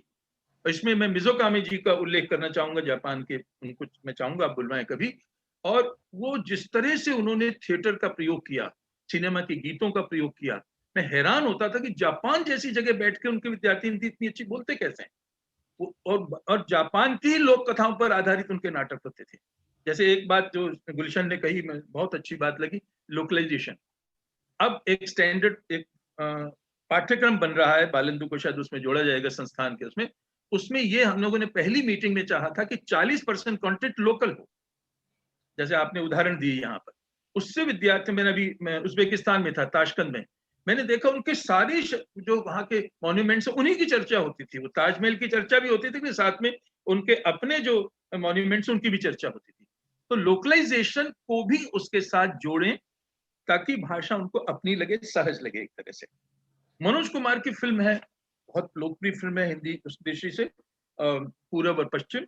उसमें एक गाना जो मुझे कहीं ना कहीं, मैंने तो अपने कई भाषणों में इसका उल्लेख किया, जब जीरो दिया मेरे भारत ने दुनिया को तब गिनती आई, काले गोरे का भेद नहीं, हर दिल से हमारा नाता है, कुछ और ना आता हो हमको प्यार निभाना आता है। अब बताइए आप क्या नहीं सिखा रहे इसके साथ? मात्र गानों को नहीं सिखाना, मात्रों के साथ उसके साथ कोई एक उद्देश्य होना चाहिए, ऑब्जेक्टिव होना चाहिए। आप सिखा रहे हैं भारतीय संस्कृति के पैरामीटर्स को, ये आप सिखा रहे हैं कि भारत कैसे विश्व गुरु था पहले, उसको इस गीत के माध्यम से। अब थोड़ा सा मैं कुछ टेक्निकल पॉइंट्स पे आना चाहूंगा। पहली बात तो यह है कि हिंदी हम जानते हैं ध्वन्यात्मक भाषा है। अल्पप्राण महाप्राण का अगर ज्ञान नहीं आता तो अर्थ का अनर्थ हो जाता है, पल फल हो जाता है, फल पल हो जाता है। अभी बालाजी ने इसकी चर्चा एक तरह से की थी, और ये हर जगह में, श्रीलंका में देखा, वहां भी दिक्कत थी। तो मैंने क्या पाया, पता नहीं हमारा ध्यान क्यों नहीं जा रहा, लेकिन मुझे जहां तक मालूम है, दक्षिण अफ्रीका में जो बालेंदु ने कोर्स चलाया था, इंस्क्रिप्ट कीबोर्ड से हिंदी सिखाना शुरू किया। बालेंदु ने तो सिर्फ टेक्नोलॉजी की दृष्टि से, मैंने इसको लिंग्विस्टिक्स की दृष्टि से सिखाया श्रीलंका में। और मैंने पाया, क्योंकि उनकी कीज में क्या, क के अंदर ही ख है, प फ च, ये सब उसके अंदर है। हमारा जो युग्म है, पेयर्स है भारतीय लिपियों के विशेष, इसको इंडिक स्क्रिप्ट कहते हैं। उसके अंदर अगर आप ध्यान से देखें, क्या हमारी युग में अ आ, किसी भाषा में और भाषाओं में ऐसा नहीं है, भारत की सब भाषाओं में है अ आ एक साथ है, इ इ उ उ ए। फिर मात्राएं हैं, उनका स्वर है, ये भी एक युग्म है, एक पेयर है। इसी तरह क ख प फ च छ त थ, सब कुछ इतने सुंदर व्यवस्थित है। बालेंदु ने इसके लिए एक ट्यूटर भी बना रखा है, मैं चाहूंगा उसको उपयोग करें, हम लोग इसको सिखाएं। मैं अपने क्लास लगाता हूँ, यहाँ अनुवाद पढ़ाता हूँ अपने विद्यार्थियों को, सबसे पहले मैं इंस्क्रिप्ट ही सिखाता हूँ। मेरा आपसे आग्रह है, निवेदन है कि आप इंस्क्रिप्ट को अनिवार्यता, क्योंकि यही एकमात्र स्टैंडर्ड कीबोर्ड हिंदी का है। रोमन के थ्रू हिंदी में मत आने दीजिए उनको, उसका बहुत नुकसान होगा। अब अर्थात में ता हलंत नहीं आता किसी से, मैं पूछता हूँ, कहते नहीं साहब उसमें है ही नहीं। अब कहां से संयुक्त अक्षर हिंदी की, आप ध्यान से देखिए, स्त्रियां शब्द और कवि, दो शब्द मैं आपको देता हूं। कवि में जो व में मात्रा है वो छोटी है, स्त्रियां में बड़ी है, वैसी स्त्रियों का बहुत ज्यादा आजकल सम्मान है ही, तो स्त्रियां की मात्रा बड़ी है। तो इसके अंदर एक ऐसी ग्लिफ पोजिशनिंग्स होती है कि कंप्यूटर अपने आप मात्रा बड़ी बना देता है। और तो और इसके जैसे झाड़ू, झाड़ू में ड के नीचे जो नुक्ता है उसके बाद ऊ है, ये बहुत स्पष्ट दिखाई देता है हमको। तो ये सब क्यों संभव हो पाए, एक तो ये बात हुई कीबोर्ड की। अब ये सब कैसे संभव हो पा रहा है? Thanks to Unicode. यूनिकोड ने क्रांति, इस पर समय नहीं, इस पर हम चर्चा नहीं करें, लेकिन उसकी एप्लीकेशंस में आपको बताना चाहूंगा कि इसकी वजह से कितना बड़ा आज हिंदी पूरी तरह समकक्ष है विश्व की सभी भाषाओं में, जहां तक कंप्यूटर की पहले नहीं था ये। अब आप जैसे उदाहरण के लिए प्रूफिंग टूल्स की बात शुरू करूंगा। प्रूफिंग टूल्स हिंदी में कोई जानता ही नहीं है, अभी तक नहीं जानते, जबकि 2003 से प्रूफिंग टूल्स हिंदी में है, स्पेल चेकर हिंदी में है, ऑटो करेक्ट हिंदी में है, थिसॉरस जो हमारी सबसे बड़ी आवश्यकता है, जिसके माध्यम से हम न केवल पर्यायवाची शब्दों को बल्कि विलोमवाची शब्दों को ढूंढ सकते हैं, ये सब कुछ है MS ऑफिस के जो वर्ड का जो वर्ड के सभी चीजों में। और इतना ही नहीं, पहले तो इस पे पैसा भी देना पड़ता था, अब उन्होंने फ्री ऑफ कॉस्ट कर दिया। बल्कि इतना ही नहीं, जब आप टाइप करते हैं वर्ड में तो ऊपर एक प्रॉम्प्ट आता है, what did you spell checker, फिर भी हम इस्तेमाल नहीं करेंगे तो क्या करेंगे, मुफ्त में दे दिया, जैसे कहते हैं मजाक में कहते हैं मुफ्त में एक नहीं फिर दो, वो भी कर दिया। आप एक भी टूल खरीदते 6 लोगों को इस्तेमाल उसकी सुविधा दे सकते हैं। तो इसको भी मैं चाहूंगा कि हम लोग अपने एजेंडा में शामिल, मैं जो बातें कह रहा हूं आपके एजेंडा के पॉइंट्स बता रहा हूं जिसमें मैं चाहूंगा शामिल करना चाहिए। एक और चीज देखिए, सॉर्टिंग, अभी तक हमें नहीं मालूम, आपको 1 लाख शब्द अगर आपके पास है, पल भर में सॉर्ट होता नहीं अल्फाबेटिक ऑर्डर से, इससे बड़ी क्रांति क्या हो। हमारे शब्दकोश क्यों नहीं अपडेट होते, क्यों मैन्युअली करते उनको? No, sorting is the basic thing. मैं इंडेक्स बनाना है आपको, बिब्लियोग्राफी बनानी है आपको। हम रेलवे में वो बनाते थे अपनी एक तरह से सीनियोरिटी लिस्ट, रेक में 16 लाख कर्मचारी हैं, अब कैसे बनाएंगे मैन्युअली? या तो अंग्रेजी में बनाएंगे, और अंग्रेजी में बनाकर हिंदी में रूपांतरित करेंगे तो क्रम रह ही नहीं जाएगा।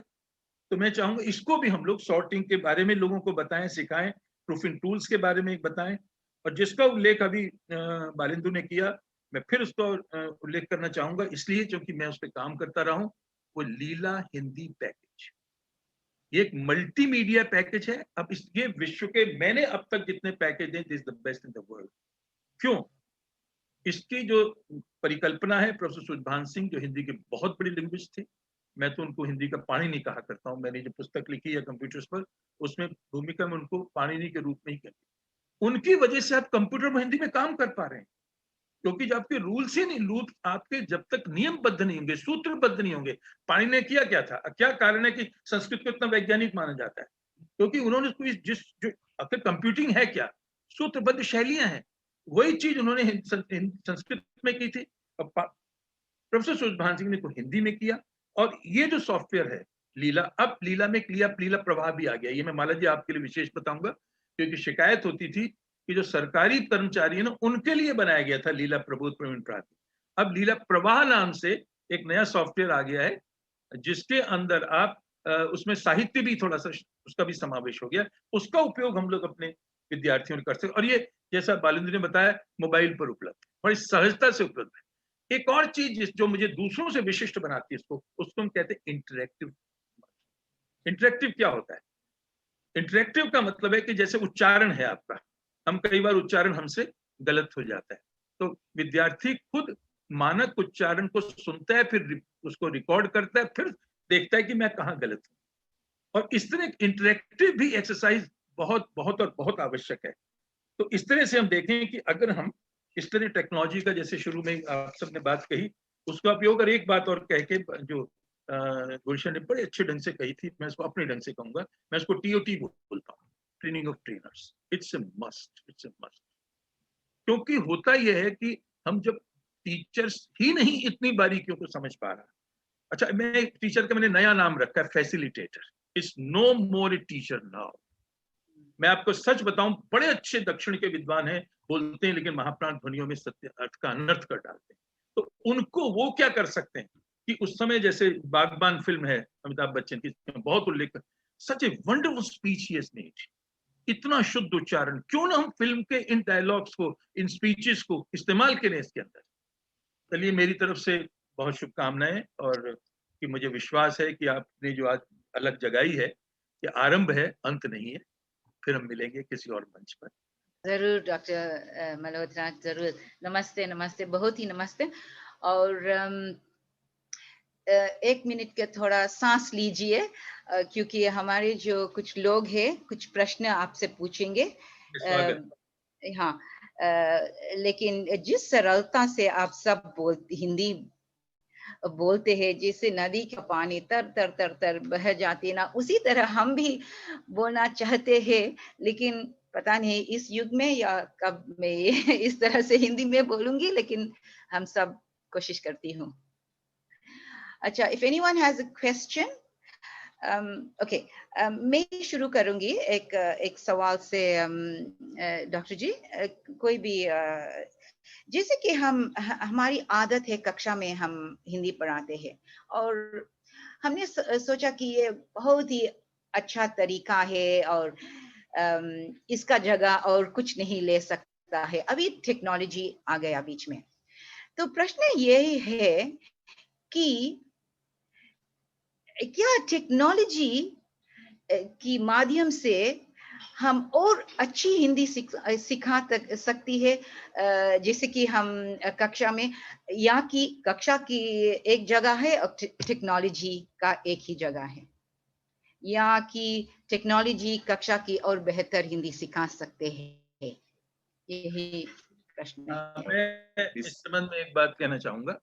एक जमाना था जब हम इसके लिए लैंग्वेज लैब इस्तेमाल करते थे, लेकिन अब हमारा स्मार्टफोन इतना स्मार्ट हो गया है कि जो कुछ भी उस समय बड़े बड़े यंत्र, बालेंद्र जैसे कह रहे थे कि बड़ी बड़ी वो होता, कुछ नहीं चाहिए। एक विद्यार्थी को स्मार्टफोन की एप्लीकेशंस का पता होना चाहिए। अब हमारा MS ऑफिस है, अभी बालेंद्र बार बार हमको लेक्चर्स आजकल देते भी हैं कभी कभी, तो इतनी एप्लीकेशंस हैं। तो मेरा क्या कहना है आपसे, अब उच्चारण तक आप मैं बात सीमित रखता हूँ, कि अगर हम मॉडल वॉइस देते हैं उन लोगों की जिनके उच्चारण का अनुकरण करना है हमारे विद्यार्थी को, तभी वो बात बनेगी। अगर और फिर सामान्य हिंदी के डायलॉग की मैं बात नहीं करता, वहां तो बम्बई फिल्म में खाली पीली बम मारता है, वो सारी हिंदी इतनी भ्रष्ट होती कभी कभी। जरूर जरूर, हाँ। तो उसमें चुने हम, जैसे मैंने आपको एक उदाहरण दिया, ऐसे बहुत नसीरुद्दीन शाह हैं या हमारे ओमपुरी हैं, उन सब के ऐसे से मैंने एक और भी मैं आपको बात बताऊं, ये जो फिल्म बनी थी, सॉरी, लीला, इसमें आवाज हरीश भीमानी की थी। ये वही सज्जन थे जिन्होंने महाभारत में जो काल चक्र घूम रहा है वो जो आवाज थी। आपको ऐसी प्रांजल शुद्ध धारा प्रवाह हिंदी का जब सामने नमूने रखेंगे और उनको इजीली, मैं इसको एक और बात कहूंगा, 24/7 और एनी टाइम एनीवेयर, तभी मतलब है टेक्नोलॉजी का। हम क्या, और हम क्लास में जैसे बैठते थे, हम आपके सामने बैठ गए, इट्स नॉट सो। नंबर 2, आपने जैसे रिकॉर्डिंग की बात की, रिकॉर्डिंग हम नहीं आ पाए तो कल हमसे कम एक नहीं 10-10 बार सुने उस चीज को, और उसको धीरे धीरे, जैसे आपने शुरुआत की थी, आप ऐसे पाठों को जो उच्चारण के दृष्टि से शुद्ध पाठ हैं भारत से मंगवाकर, और जो उसके अच्छा और पहले से बहुत से लोगों ने ऐसे बना रखे हैं, उनको आप उपलब्ध करा दीजिए अपनी अपनी एक छोटी सी वेबसाइट पर, हिंदवाणी पर ही, वहां से लोग उसको लें, उसको सीखें। और फिर उसके बाद जो 2 चीजें और आपको करनी होंगी, फिर मैं कहूंगा थिएटर। बिना थिएटर के एक्सप्रेशन और भाव भंगिमाओं के साथ एक्सप्रेशन विद बॉडी लैंग्वेज कभी नहीं आता, और ये चीज हमारे मिजो कामी ने करके हमको दिखाई है कि ये हो सकता है। उनका करना हमारे लिए ज्यादा बड़ी, क्योंकि उनके यहाँ वो साधन नहीं थे। अच्छा, एक और बात जो गुलशन ने कही थी, हेरिटेज लर्नर, ये थोड़ा इसको भी ध्यान रखना बहुत आवश्यक है। अगर हेरिटेज लर्नर और नॉन हेरिटेज लर्नर अगर आपने नहीं समझा, हमारे यहाँ पर एक हेरिटेज लर्नर को हमारी संस्कृति का ज्ञान है। श्रीलंका में तो पूरा दंडवत करते हैं गुरु के सामने, भारत की संस्कृति, बल्कि हमारे यहाँ नहीं, उनके यहाँ, जैसे माला जी ने कहा, उनके यहाँ ज्यादा सुरक्षित है। तो मेरा आपसे आग्रह यह है कि हम इस तरह के लेसन्स बनाएं, रिकॉर्ड करें, और जहां विजुअल्स हो उसकी आवश्यकता हो उसको। और मेरी आज भी धारणा पता नहीं क्यों बनी हुई है कि एक जमाने में जब हम आकाशवाणी सुनते थे, जो कहानियों के ध्वनि रूपांतर, नाट्य रूपांतर होते थे, उसमें आज भी पता नहीं क्यों audio itself is very expressive. आप कान में चुपचाप सुनिए, आप जितना उसको आत्मसात करेंगे उतना विजुअल्स में नहीं आता। विजुअल्स में एब्स्ट्रैक्शन, आप बिखर जाता है आपका ध्यान। अब मैंने देखा अभी रेडियो का आंख बंद के हवा महल होता था उस समय। हमारी जनरेशन में कौन है जिसने वो सब चीजें नहीं सुनी होंगी? तो इस तरह की जो कालजयी रचनाएं हैं, इनको रिकॉर्ड करके बहुत उपलब्ध हैं, उसमें हम सब लोग आपका सहयोग करेंगे। उदाहरण देके अपनी बात करता हूँ, मेरा उसमें प्रयास है, लेकिन पता नहीं हुआ कि नहीं। कैलाश बुधवार, जो BBC लंदन से, वहां से पत्र, लंदन से पत्र हर हफ्ते जारी करते थे। मेरी कोशिश है, क्योंकि मैंने उनसे उनकी आवाजों को रिकॉर्ड करके, मैं और बालेंदु कोशिश कर रहे थे कि वो हम उपलब्ध कराएं, ताकि बच्चे के सामने टेक्स्ट हो और उसके बाद सबसे सुंदर ध्वनि में उनका उच्चारण, तो उससे भी वो लोग सीखेंगे। तो ये प्रयास हम कर सकते हैं। अच्छा, Devika ji, just to add in a very concise way, जो आपने सवाल पूछा उसके बारे में, इससे पहले एक छोटा सा कमेंट, जो आपने कहा कि हमारी हिंदी धारा प्रवाह है और आप ऐसा बोलना चाहती है। धारा से हिंदी मत नापिए, निष्ठा से नापिए। आप लोग इस मामले में हम लोगों से बहुत आगे हैं, और ये हम जितनी बार भी कहेंगे उतनी बार कम है। फूल खिले गुलशन गुलशन, तुम तो किसी भी हिंदी वाले से कम नहीं हो, जिसको मुझे स्वीकार करने। मैं सबकी बात नहीं कर रहा, लेकिन ये सच बात है। मैं देविका जी ने जो सवाल पूछा कि टेक्नोलॉजी और कक्षा, इसके पीछे एक अध्यापक की चिंता है, और इस चिंता को हम लोग लगभग, इट्स नॉट नाउ, ये लगभग हम लोग 2-3 दशक से, ऑलमोस्ट 3 डिकेड्स की लंबी एक चिंता है ये। एंड ये चिंता कई बार टेक्नोलॉजी के प्रयोग के मार्ग में सबसे बड़ी बाधा भी रही है। बालेंदु जी इससे बेहतर जानते होंगे कि कितनी बार नहीं, ये नहीं, ये वाला नहीं, इससे अध्यापक की भूमिका खत्म हो जाएगी। मैं बस आपको ये कहना चाहूंगा, राजेश भाई, if you can give me screen sharing possibility. Rajesh भाई, just give me the screen sharing possibility. I'm just trying to show something. Yeah. Are you able to share? Let me try it. share. I think you can see the screen right now. Yes, that's right. Yeah, ये मैंने एक कहीं पर एक चर्चा की थी. There are several lists like that. इस प्रकार की बहुत सारी लिस्ट है जहां पर शिक्षा में टेक्नोलॉजी कौन कौन से टूल्स और किस किस फील्ड में आप इस्तेमाल कर सकते हैं. और इसका एक अलग से मेरे पास एक और छोटा सा, दिस इज वेरी इम्पोर्टेंट. आप लोग जितने लोग भी शिक्षा से जुड़े हुए हैं, आप लोग जानते हैं शिक्षा में there is the notion of let me इसको मैं फुल स्क्रीन करने की कोशिश कर देता हूँ एक बार. तो आप लोगों को थोड़ा सा बड़ा दिखेगा.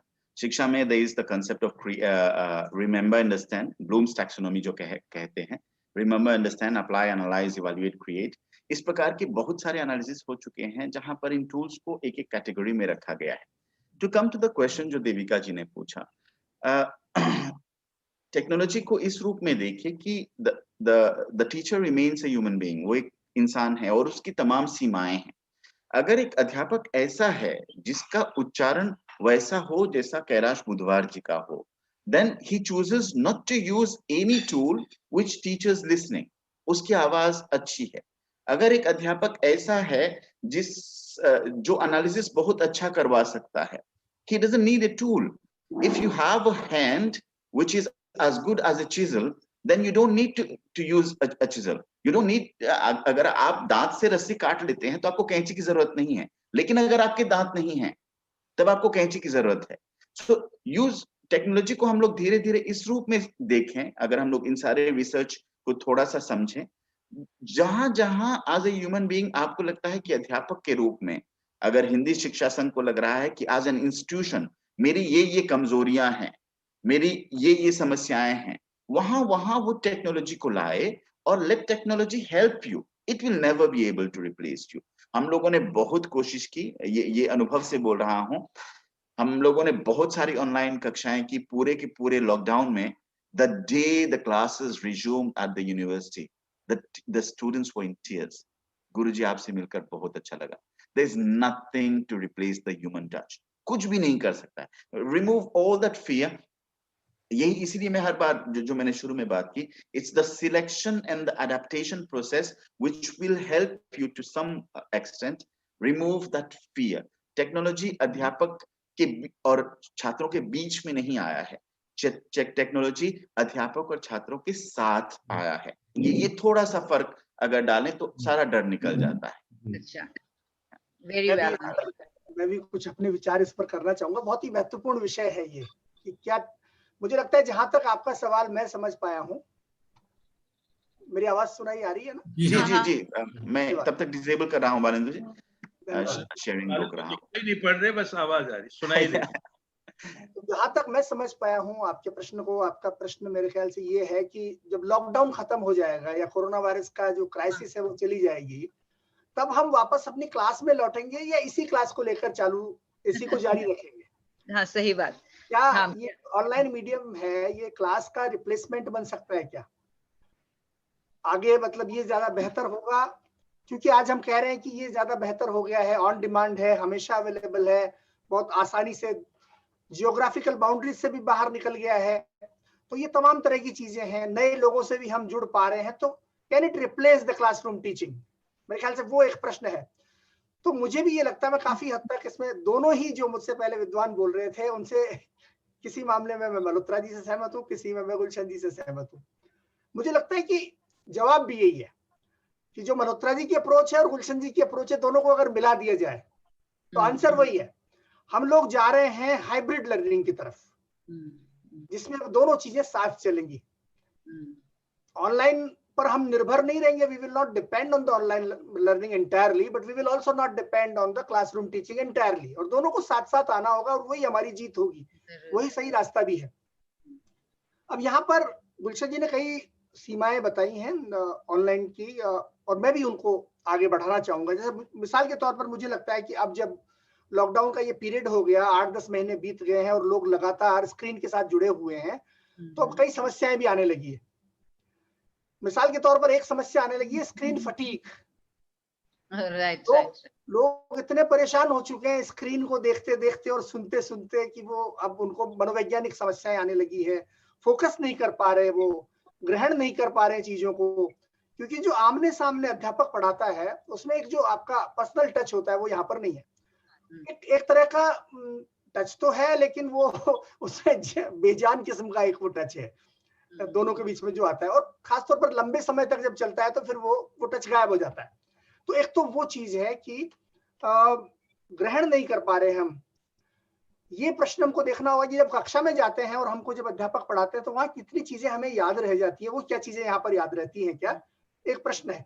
तो एक विकल्प तो है बहुत अच्छा कि जब क्लास उपलब्ध नहीं है तो ऑनलाइन बहुत अच्छा विकल्प है, एक ऑल्टरनेटिव है, लेकिन जब क्लास वापस आ जाएगी तो we should go back to the classes, but we should hybrid वाला ही रखें कि दोनों चीज साथ साथ चलेंगी। जी जी जी बिल्कुल। हाँ, क्योंकि क्या होता है बहुत सारे लोग कक्षा में नहीं आ पाते हैं जी, कई वजह है इसके लिए, कभी ट्रांसपोर्ट नहीं है या कुछ भी वजह है, तो उनके लिए ये टेक्नोलॉजी ज्यादा अच्छा है। तो जो कुछ आप लोगों ने कहा मेरे देखने में अगर हम सुनेंगे आपकी बातें तो दोनों को हमें हमेशा के लिए अपनाना चाहिए, एक को नहीं छोड़ना चाहिए। कुछ बातें मैं और कहना चाहूंगा, संक्षेप में फटाफट कहूंगा। हाँ। अनुशासन नहीं होता ऑनलाइन लर्निंग में, अनुशासन मिसिंग है, जो डिसिप्लिन है। हाँ। वो मिसिंग। आप किसी को, कोई व्यक्ति सुन रहा है या नहीं सुन रहा है, अपना कैमरा उसने बंद कर दिया और चला गया, तो हाँ। हम नहीं कह सकते कि उसने सुना है। दूसरी बात, जब एक के बाद एक बहुत सारी क्लासेस हो जाती हैं तो पुरानी क्लासेस को देखेगा या नहीं देखेगा, वी डोंट नो। तीसरी बात, यहाँ पर सर्च करके आंसर्स दिए जा सकते हैं। जैसे मैंने कभी कक्षा ली थी जो कि हमारे यहाँ नेशनल बुक ट्रस्ट के लिए थी, 7 दिन तक मैंने कोर्स लिया उनका, ऑनलाइन डिजिटल कोर्स लिया, और उसमें अंत में मैंने उनको एक परीक्षा दी, उनको एक्सरसाइजेस दिया। तो उन्होंने क्या किया कि इंटरनेट पर सर्च किया और सबने आइडेंटिकल आंसर्स मुझे भेज दिए। यही तो बात है। ये प्रॉब्लम है। उसके बाद एक प्रॉब्लम क्या है कि लोग टाइप नहीं करते, अभिव्यक्त नहीं करते अपने आप को। जैसे मान लीजिए हमारी कक्षा में 25 लोग हैं तो अध्यापक उनसे कहलवा लेता है कि तुम बताओ या तुम बताओ, तो वो बोलते हैं बच्चे। यहाँ पर क्या है, इस माध्यम में कोई टाइप नहीं जानता होगा या कोई संकोच कर रहा है या कोई चुपचाप बैठा हुआ है, तो वो अपने आप को एक्सप्रेस नहीं करते, वो एक समस्या है। उसके बाद जो स्पॉन्टेनियस डिबेट्स होती है जो क्लासेस में, वो नहीं आएंगी यहाँ पर। जो अपने आप आ जाता है ना, जब अध्यापक जी बता रहे हैं तो मेरे मन में कोई विचार फूटा और मैंने वो प्रश्न उठा दिया कि नहीं, मैं आपसे एग्री नहीं करता, वैसी चीजें कम आती है इस माध्यम पे। प्रश्न भी लोग कम पूछते हैं थोड़े से, क्योंकि एक हमारे पास समय की भी सीमा है, वो भी एक कारण है। और जो निजी संबंध विकसित होते हैं वो भी एक सीखने की प्रक्रिया है, वो भी एक लर्निंग प्रोसेस है अपने आप में। अध्यापक के साथ में जो निजी संबंध विकसित होता है, आप उस वातावरण में जब घूमते हैं तो आप लोगों से मिलते जुलते हैं, उससे भी सीखते हैं, उससे भी आप भाषा सीखते हैं या अन्य चीजें, वो भी यहाँ पर मिसिंग है। तो बहुत सारी सीमाएं हैं, और तो उसका एक समाधान मुझे लगता है कि यदि हम हाइब्रिड मोड में जाते हैं और मान लीजिए आप ऑनलाइन को अपनाते हैं, तो आप ऐसा जरूर करें कि अपने स्टूडेंट्स को बीच बीच में बुलाते रहें अपने कैंपस में। हाँ, 5 दिन उनको ऑनलाइन लिया, 2 दिन उनको या 1 दिन उनको आपने फिजिकल क्लासेस। ठीक है, बहुत ही अच्छी बात है। एक बहुत ही जरूरी टर्म इस्तेमाल हुआ पिछले दिनों शिक्षा में टेक्नोलॉजी को लेकर, डीह्यूमनाइजिंग एजुकेशन। और हमारे यहाँ जब ये हाइब्रिड की बात हो रही है, hybrid is an attempt to rehumanise education, और यही तरीका है, यही आगे का तरीका है हर तरफ से टेक्नोलॉजी, पेडागोजी, आप लोगों की मांग, आप लोगों की तमाम चीजों के लिए। Alright, is there any हमारा परिचय जरा दूसरे सदस्य से भी करा दीजिए। वो तो प्रोफेसर जी, शिवनाथ जी भी उपस्थित है, दिख नहीं रहे हैं, लेकिन हमारा प्रणाम उनको। आज जो है हमारी भतीजी, जो बेटा है बेटी, उसका ये क्षमा कीजिए, ये बिटिया है, ये मनुश्री है। हेलो बेटे, नमस्ते। सबसे ज्यादा वेबिनार यही अटेंड करती है। बिल्कुल, इसी ने अभी भी पूरा यही है पूरी तरह से। ऑनलाइन कक्षाएं सबसे ज्यादा यही करती है। और मेरे ख्याल से बहुत ही अच्छी तरह से पूरी हिंदी में बात कर सकती है भी। थोड़ा बहुत कर लेती है, करती है, बोल के दिखाओ। थोड़ा बहुत कर लेती है। चलो ठीक है, बहुत अच्छा लगा। और कुछ question, Shyamala, Mala, anybody? Can you hear me there? one more thing, Shivnath भाई. अच्छा, आपको वहाँ सुनाई दे रहा है? जी जी जी शिवनाथ जी नमस्कार. या हम टेक्नोलॉजी के बारे में बात कर रहे हैं, ठीक है. बड़ी बात यह है कि हम तैयार है या नहीं, क्योंकि हम लोग जैसा हम लोग सीख लिए अंग्रेजी तरफ से स्विच ऑन करो कंप्यूटर, स्काइप में जाओ या जूम में जाओ, ऐसा वैसा, लेकिन किसी को कुछ ट्रेनिंग नहीं मिला है कि किस तरह हम लोग ये पाठ पढ़ाना चाहिए. अभी 2-3 दिन हुआ हम लोग यहाँ गाउटेक में चर्चा कर रहे थे. जो प्राथमिक शिक्षा है या प्रथमा शिक्षा, जहाँ वर्णमाला सिखाने पड़ेगा, हमारे कंप्यूटर में कैसे हम लोग सिखाएंगे जो विद्यार्थी है. और ये भी हम जानना है कि ये टेक्नोलॉजी तो भविष्य का पढ़ाना के तरीका है, या मानो या ना मानो यही रास्ता पर लेना पड़ेगा. अब टीचर सिर्फ मालूम पड़ता है कि कंसल्टेंट की रूप में रहेगा.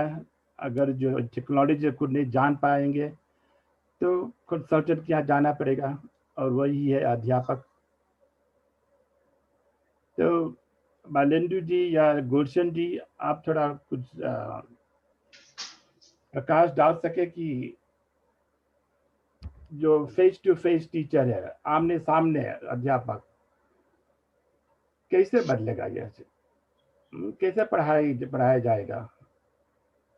You're talking about the alphabets, Varnamala, the alphabets, Sunat Bhai? Ji. Okay. To teach alphabets सही तरीके अच्छी तरह से टेक्नोलॉजी द्वारा. जी, तो ये तो बहुत हद तक संभव है शिवनाथ जी कि अल्फाबेट्स पढ़ाए जा सकते हैं. मिसाल के तौर पर आप जो कह रहे हैं कि हम पेन का इस्तेमाल करते हुए या चौक का इस्तेमाल करते हुए जो अक्षर बनाते हैं, क्या हम स्क्रीन पर भी वैसा कर सकते हैं या नहीं कर सकते हैं? मेरे ख्याल से आपकी बात का जो फोकस है वो इस बात पर आता है. तो ऐसे एप्लीकेशंस आजकल चूंकि टच स्क्रीन वाले डिजिटल इक्विपमेंट आते हैं, तो ये पॉसिबल है कि हम उसमें भी टच स्क्रीन का इस्तेमाल स्लेट की तरह कर सकें या बुक की तरह कर सकें. और ऐसे एप्लीकेशंस हैं. जिस लीला का हमने जिक्र किया आपसे, लीला हिंदी प्रबोध, प्रवीण, प्राज्ञ और प्रवाह, लीला नाम का एप्लीकेशन आता है, ट्रेसर है उसमें.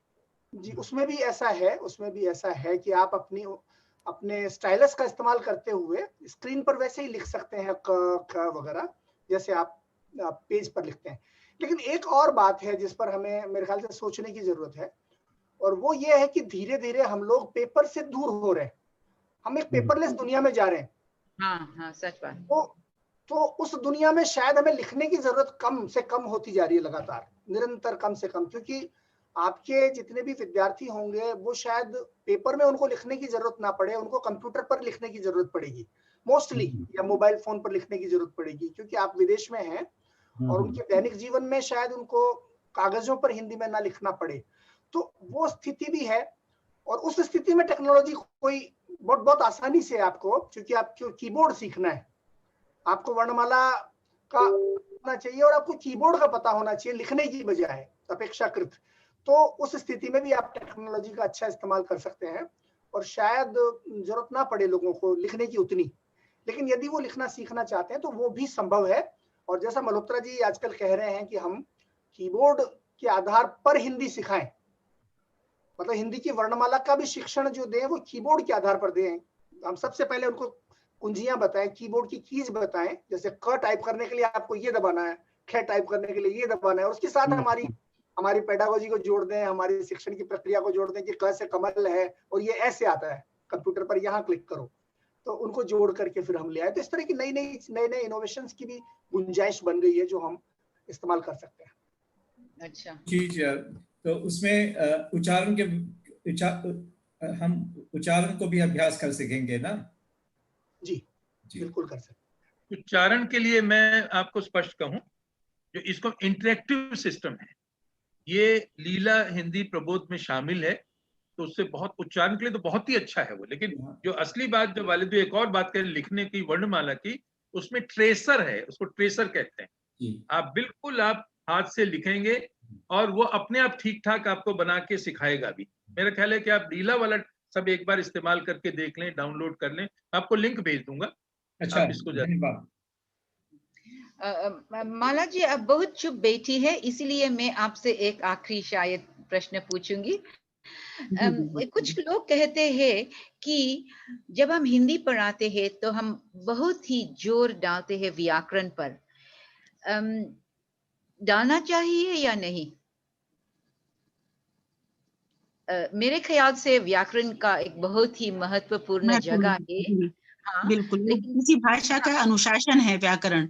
हाँ, अगर किसी भाषा को व्यवस्थित रूप से सीखना है और उसका प्रयोग करना है, उसका विकास करना है, उसका आधुनिकीकरण या मानकीकरण करना है, तो बहुत जरूरी है उसके व्याकरण से, उसके अनुशासन से, उसकी नियमावली से परिचित होना। अगर किसी भी भाषा का व्याकरण नहीं होगा तो भाषा उच्छृंखल हो जाएगी और फिर उसमें इस तरीके के प्रयोग हो जाएंगे कि उस पर किसी चीज का अंकुश नहीं रहेगा और भाषा एक दिशा विशेष में आगे विकसित नहीं हो पाएगी। जैसे कि हम जीवन में देखते हैं कि यदि जैसे नदी को भी देखें, नदी के तट को अगर बांधा जाता है तो उसका एक अलग ही सौंदर्य होता है, और अगर उसको नहीं बांधते हैं तो कई बार वो उच्छृंखल हो जाती है और वो बाढ़ भी आ जाती है। तो इसीलिए मैं ये कहना चाहूंगी कि अगर वास्तव में जीवन में सौंदर्य की, समाज में भाषिक स्तर पर सौंदर्य की सृष्टि करनी है तो निश्चित रूप से हमें भाषा के व्याकरण का प्रयोग भी करना चाहिए, अनुपालन करना चाहिए। उससे भाषा को एक दिशा, एक समुचित दिशा मिलती है, एक दिशा विशेष में भाषा अग्रसरित होती है, विकसित होती है, और बिना व्याकरण की भाषा उच्छृंखल हो जाती है। भाषा के जो प्रयोग हैं वह अमान्य प्रयोग भी उसमें आ जाते हैं और उसमें एक आदर्श जो है उसकी स्थापना नहीं हो पाती है। तो यदि किसी आदर्श की दिशा में, श्रेष्ठता की दिशा में, उत्कृष्टता की दिशा में सकारात्मक रूप से भाषा में हमें प्रयोग करना सीखना है तो उसके लिए व्याकरणिक शुद्धता का प्रयोग हमें करना ही पड़ेगा। लेकिन अपवाद स्वरूप बहुत सारे ऐसे प्रयोग होते हैं जहां हम व्याकरण से अलग भी कुछ जाते हैं और भाषा विज्ञान की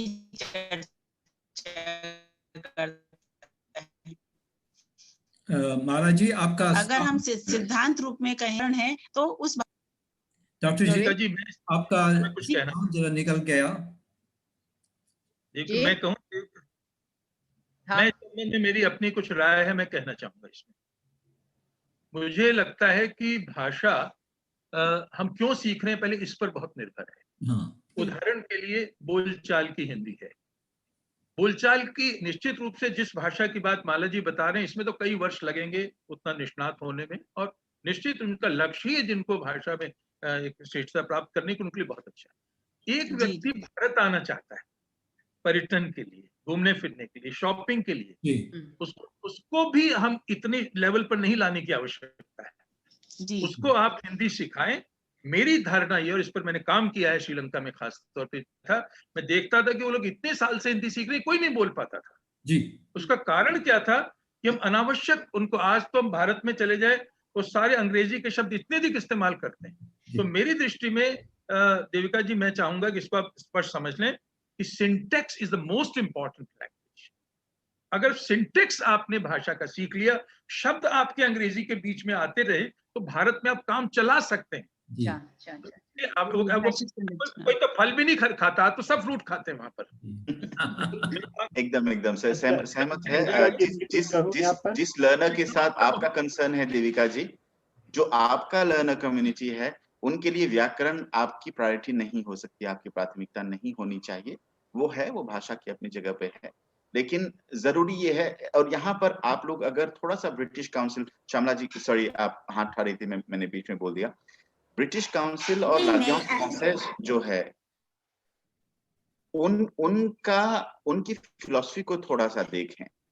ब्रिटिश काउंसिल और l'Alliance française जो अपने देश में अपने फर्स्ट लैंग्वेज लर्नर्स को जो फ्रेंच और इंग्लिश सिखाते हैं और दूसरे देशों में जो फ्रेंच इंग्लिश सिखाई जाती है, बहुत अंतर होता है। द मेन कंसर्न, जैसे अभी विजय जी ने कहा, सिंटैक्स होना चाहिए, कम्युनिकेशन मेन कंसर्न होना चाहिए। वो बोल दे हिंदी में कुछ, उसकी दो ध्वनियां गलत हो, दो मात्राएं गलत हो, व्याकरण गलत हो, वो बोल तो दे एक बार। और वो बोलने के बाद जो खुशी मिलती है ना, उससे सारी व्याकरणिक गलतियां अपने आप साल भर में सुधर जाएंगी। अच्छा। लेकिन अगर आप डिग्री चाहिए या डिप्लोमा चाहिए तो व्याकरण पर ध्यान देना वहां तक तो वो अपने आप कर लेगा, वहां तक वो अपने आप कर लेगा। बच्चों पर व्याकरण का बोझ जरूरी है। अच्छा, कमला जी का कमला जी। हाँ, क्वेश्चन मैं सिर्फ इतना ही पूछना चाहती हूँ कि मैं कुछ उच्च स्तर का स्टूडेंट्स को, शिष्यों को सिखाती हूँ और उनको चाहते हैं कि वे भी हिंदी में टाइप करें। तो ये जो यूनिवर्सल स्क्रिप्ट है हम कैसे ला सकते हैं? क्योंकि जब मैं टाइप करती हूँ मेरे कंप्यूटर पर और भेजती हूँ, किसी ने फिर से व्हाट्सएप पर कहते हैं गुरुजी मैं किसी शब्द भी नहीं पढ़ सकती हूँ क्योंकि ये अलग से दूसरे ही बोली में बोलते हैं। तो इसको हम कैसे सिद्ध कर सकते हैं? एक जो यूनिवर्सल स्क्रिप्ट है हिंदी में जो हम प्रयोग कर सकते हैं आसान रूप से। नहीं आए थोड़ा सा गुलशन आपसे समझ पाए होंगे इसका। बालेंदु जी समझ गए हैं। बालेंदु जी इसका उत्तर देंगे। मेरे ख्याल से यूनिकोड की ही बात हो रही है। रिमोट की बात होगी, वो ठीक है। तो मैं आपको दिखा देता हूँ कि वो कैसे करेंगे आप। अब वही मैंने कहा वर्कशॉप, हमारा वर्कशॉप तुरंत आरंभ होता है। आपको मेरा दिखाई दे रहा है यहाँ पर, ये MS वर्ड खुल रहा है। ये जो आया चित्र ये मैंने नहीं लगाया, ये मेरे बेटे ने लगाया है। गाड़ी मैंने सोचा आपने फ्लैट के साथ गाड़ी भी बदल दी। ये बच्चों ने लगाया है तो उनका है, खुद की गाड़ी है। नहीं, ये उन्होंने पता नहीं कहाँ से स्पोर्ट्स कार लगाई है। तो आपको क्या, आप जो कह रहे हैं मेरे ख्याल से वो दिक्कत ये है कि आप पुराने फॉन्ट्स इस्तेमाल कर रहे हैं। आप जिन फॉन्ट्स का इस्तेमाल करते हैं जो आपको तो सही दिख रहे हैं लेकिन दूसरे लोगों को टेक्स्ट गलत दिखता है। जी हाँ, तो मतलब यही मुसीबत है जी। आप पिछले जमाने के पुराने समय के फॉन्ट्स का इस्तेमाल कर रहे हैं तो आपको वो नहीं करना चाहिए, वो नहीं करना चाहिए। उसका समाधान मैं बताता हूँ आपको कि आपको क्या करना चाहिए। आप यहाँ विंडोज में जाएंगे, सबसे नीचे देखिए विंडोज 10 में स्टार्ट बटन पर आप क्लिक करते हैं हमेशा, ये तो आप जानते ही हैं। इसके पास में जो ये बॉक्स है इस पर लिख दीजिए लैंग्वेज। लैंग्वेज है ना, तो आप ऐसे लैंग्वेज लिखेंगे और फिर ये लैंग्वेज सेटिंग्स आ जाएगा। हाँ, इस पर क्लिक करिए तो ये खुलेगा, ये पेज खुलेगा, ठीक है जी जी। और इस पेज में यहाँ पर ऐड अ प्रेफर्ड लैंग्वेज लिखा हुआ है, देखिए यहाँ पर। हाँ, इस प्लस पर क्लिक कर दीजिए तो एक लिस्ट आएगी लैंग्वेजेस की, भाषाओं की। अच्छा, यहाँ पर आप हिंदी टाइप कर दीजिए, HINDI अंग्रेजी में टाइप कर दीजिए हिंदी। हाँ, देखिए यहाँ रिजल्ट में आ रहा है हिंदी जी। इस पर आप क्लिक करिए और ये नेक्स्ट दबा दीजिए। अच्छा, तो आपके सिस्टम में हिंदी इंस्टॉल हो जाएगी। हिंदी यूनिकोड जो यूनिवर्सल कोड, जिसकी यूनिवर्सल कोड की आप बात कर रहे थे ना, वो इंस्टॉल हो जाएगा। बस इतना ही करना है आपको, ठीक है। ये तो हुई एक बात, यूनिवर्सल कोड ऐसे आपका इंस्टॉल हो जाता है आपकी भाषा में, हिंदी में। आपको मान लीजिए दूसरी लैंग्वेज करनी है, जैसे मान लीजिए आपको गुजराती डालनी है, तो वैसे यहाँ क्लिक करेंगे और यहाँ आपने लिख दिया GUJ, तो ये गुजराती आ गई। यहाँ पर क्लिक किया मैंने और नेक्स्ट बटन दबाया तो अब देखिए डाउनलोड होने लगे इसकी फाइलें, और ये इंस्टॉल बटन दबाते ही गुजराती भी आ गई मेरे सिस्टम में। और जब ये आती है तो यहाँ पर दिखाई देती है, ये देखिए इंग्लिश भी है इसमें, हिंदी भी है और गुजराती है, 3 भाषाएं आ गई। अब इस गुजराती को अगर हटाना हो तो आपको वापस इसी जगह आना है, यहाँ क्लिक करिए और रिमूव बटन दबा दीजिए तो ये हट जाएगी। अब ये अभी रिमूव इसलिए नहीं हो रही क्योंकि अभी पूरी तरह से इंस्टॉल भी नहीं हुई है, इसलिए रिमूव नहीं हो रही। अच्छी बात, हो गया आपको क्लियर। जब आप इसको इंस्टॉल करते हैं तो आपके सिस्टम में एक कीबोर्ड आ जाता है अपने आप, हिंदी का कीबोर्ड, हिंदी के फॉन्ट अपने आप आ जाते हैं आपके कंप्यूटर में। अच्छी बात। और हम वो जो फॉन्ट है आपसे बताएंगे कि ऐसा हुआ या नहीं।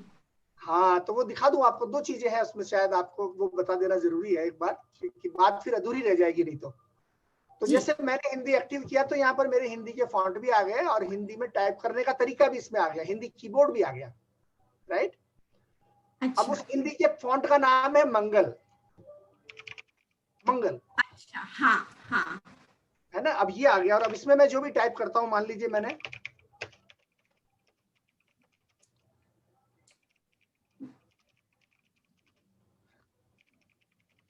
जो भी मैं टाइप करता हूँ, इसको अगर आप किसी को भी भेजोगे तो दुनिया में सबको ये दिखाई देगा, क्योंकि ये यूनिकोड में है ये टेक्स्ट। अच्छी बात। हाँ, अच्छा, तो ये स्टूडेंट्स भी इसको डाउनलोड करेंगे तो ठीक, तो वो भी कर पाएंगे ना? हाँ, कोई भी कर पाएगा, सारे विंडोज 10 में ये मिलेगा आपको। अब एक क्वेश्चन पैदा होता है, एक प्रश्न पैदा होता है कि मैं इसको टाइपिंग कैसे सीखूंगी या सीखूंगा, जो है ना, मैं मुझे हिंदी में टाइपिंग नहीं आती। तो दो तरीके हैं। एक तरीका तो ये है कि आप इसके टाइपिंग करने के अलग अलग तरीके आते हैं, different methods of typing in Hindi. There are so many different methods. One is called InScript which is the best one. सबसे बढ़िया जो है वो इंस्क्रिप्ट है, बट आपको उसको सीखना पड़ता है, you have to practise it. ठीक है, हाँ। उसका भी बता देता हूं मैं आपको। आप जाइए इंटरनेट पर, आप क्रोम में जाइए और यहाँ पर सर्च कीजिए स्पर्श, अंग्रेजी में ही सर्च कर लीजिए स्पर्श हिंदी टाइपिंग ट्यूटर। जब आप ये सर्च करेंगे तो ये पहले नंबर पर ही आपको स्पर्श दिखाई देगा, जो मेरा ही बनाया हुआ है। अच्छा, एक सॉफ्टवेयर। अच्छी बात। ये फ्री में मिलेगा आपको, फ्री डाउनलोड कर लीजिए इसको, ये है। और इसको डाउनलोड करने के बाद आप इंस्क्रिप्ट टाइपिंग सीख सकते हैं। दिस इज वन आंसर है ना टू योर क्वेश्चन। अच्छा, हाँ हाँ। और जब आप इंस्क्रिप्ट सीख लेंगे तो फिर आपके लिए आपका टेक्स्ट सबको दिखाई देगा, दुनिया में सब जगह। अब दूसरा आंसर जो शायद आपके लिए ज्यादा रिलेवेंट होगा। आपने जहां पर लैंग्वेज को ऐड किया था, वहां पर आजकल एक और कीबोर्ड हमने ऐड किया है माइक्रोसॉफ्ट ने, और उसको बोलते हैं फोनेटिक। तो देखिए यहाँ पर मैंने हिंदी जोड़ी थी ना, इसी जगह पर जब आप ऑप्शंस पर क्लिक करेंगे तो यहाँ पर फोनेटिक भी आ गया, हिंदी फोनेटिक। हाँ हाँ। अगर आप इसको भी क्लिक कर दोगे तो एक और कीबोर्ड आपका इंस्टॉल हो जाता है सिस्टम में, एक कीबोर्ड और इंस्टॉल हो जाता है आपके सिस्टम में। और वो क्या करता है, आप इंग्लिश में टाइप करेंगे तो भी वो हिंदी में आपको कन्वर्ट कर देगा, देवनागरी में कन्वर्ट कर देगा। वो मैं इसलिए बता रहा हूँ, वो आइडियल नहीं है, लेकिन चूंकि आपको अगर ज्यादा काम नहीं करना है, आप सीखने की पोजीशन में नहीं है, so that is another alternative, although we don't advise you to learn that। मतलब हम उसको यूज करने के लिए भी नहीं कहते, लेकिन आपको जानकारी होनी चाहिए। तो वो कैसे होगा, जब आपने फोनेटिक को एक्टिवेट कर दिया तो देखिए यहाँ पर आपकी टास्क बार है नीचे, इसमें यहाँ क्लिक करिए, यहाँ दिखाई दे रहा है हिंदी फोनेटिक। हाँ। जब आप इस पर क्लिक करेंगे तो अब आप इंग्लिश में लिखिए कुछ भी, जैसे मैंने लिखा हिंदी। ओ हाँ हाँ, देख रही हूँ। और जब मैंने स्पेस दबाया तो ये हिंदी बन गया देवनागरी में। जी जी। शिक्षा लिखा मैंने इंग्लिश में, स्पेस दबाया और शिक्षा बन गया। अच्छी बात। संघ लिखा, स्पेस दबाया और संघ बन गया। तो ये दो तरीके हैं। और ये वाला जो फॉन्ट है, ये फॉन्ट्स आपके सब जगह पे देख सकेंगे लोग। ये कभी भी वैसा नहीं होगा कि मुझे नहीं दिखाई दे रहा है या मेरे सिस्टम में टूट गए फूट गए, ऐसा कुछ नहीं होगा।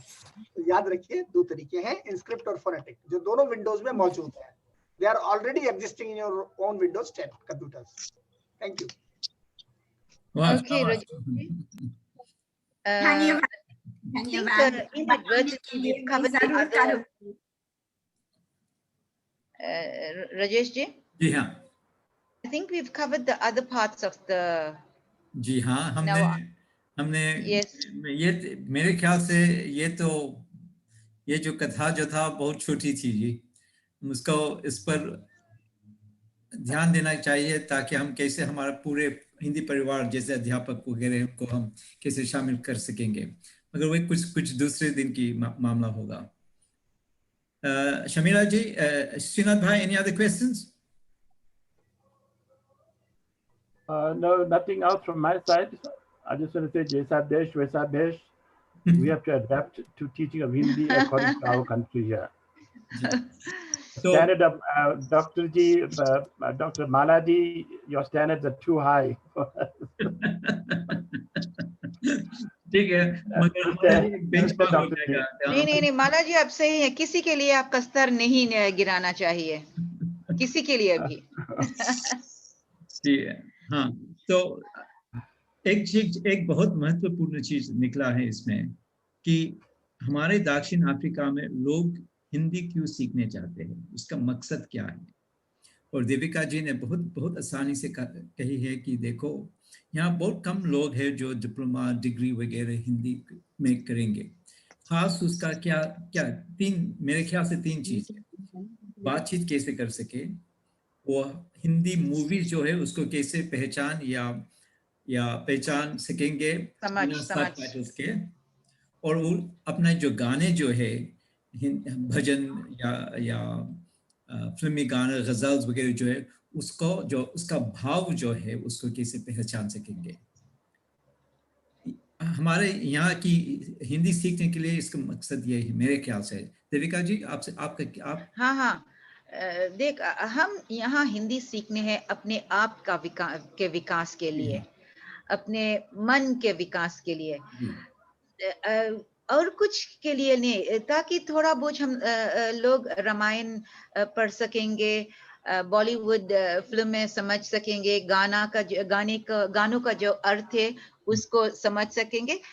हमारा जो मुख्य उद्देश्य यही है। जी हाँ। हाँ, तो जैसे आपने कहा था बलेंद्र जी, आपका जो पूरे जो टीचिंग एज वगैरह जो है, हम और जैसे भाई जी विजय भाई ने कहा है कि वो लीला सीरीज जो है हम वो मैं उपलब्ध करा, उसको हम जरा उनसे जरा अभ्यास करना चाहे और देखेंगे हम उसको कैसे हम अपने ही कक्षा है अपने ही संघ में उसका कैसे हम प्रयोग कर सकेंगे। ये मेरे ख्याल से देविका जी हमारा सबसे पहला प्रहर ये होना चाहिए।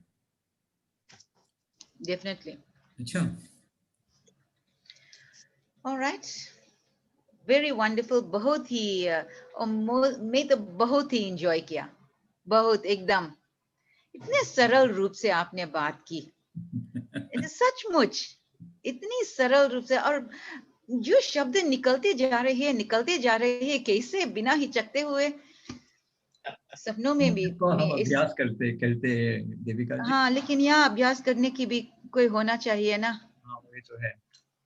हमें आपसे अफ्रीकान से बहुत अच्छा बोलती हैं, आप भी बहुत अच्छा धारा प्रभाव बोल रही हैं आप भी। नहीं ये देविका बहुत अच्छी हिंदी बोलती है, वो अपनी आपकी जो इच्छा है हिंदी के शुद्ध प्रयोग की, हिंदी के प्रयोग की बहुत अच्छी है, बहुत प्रशंसनीय है। धन्यवाद, आपका बहुत ही अच्छी है, क्योंकि कोई बुरी बात नहीं कहना चाहती है तो मैं समझ सकती हूँ। आपके सबसे अच्छा प्रयास है कि आपने हम सब हिंदी भाषियों को इकट्ठा किया इस मंच पर। देविका जी, हर एक चीज मन से होता है और दिल से होता है, और आप और जो नियत और जो श्रद्धा से आप कुछ भी कहेंगे वो जरूर निकलेंगे। मैं एक बात कहना चाहूंगा। मैंने अब तक दुनिया में कभी भी विद्यार्थियों से पूछा है किस लिए हिंदी सीखते हैं, आज आपने जो उत्तर दिया है मेरे मन को छू गया कि अपने मन के विकास के लिए, अपने आप के विकास के लिए हम हिंदी सीखते हैं। ये ऑब्जेक्टिव मैंने कहीं नहीं सुना, किसी के मुंह से नहीं सुना। इसके लिए मैं सच बहुत ही आपको साधुवाद देता हूँ। गहरी बात आपने कही जी। बिल्कुल बिल्कुल। और इस अर्थ में हम सबसे बहुत अधिक ऊंचा पद जो है आपने प्राप्त कर लिया। इसमें ये थोड़ा आप जो बार बार कह रही हैं देविका जी, मेरे ख्याल से आप अगर अध्यापक के रूप में कह रही हैं तो कहीं ना कहीं दक्षिण अफ्रीका के छात्रों के लिए भी, for the students too, the parameters might have been set too high.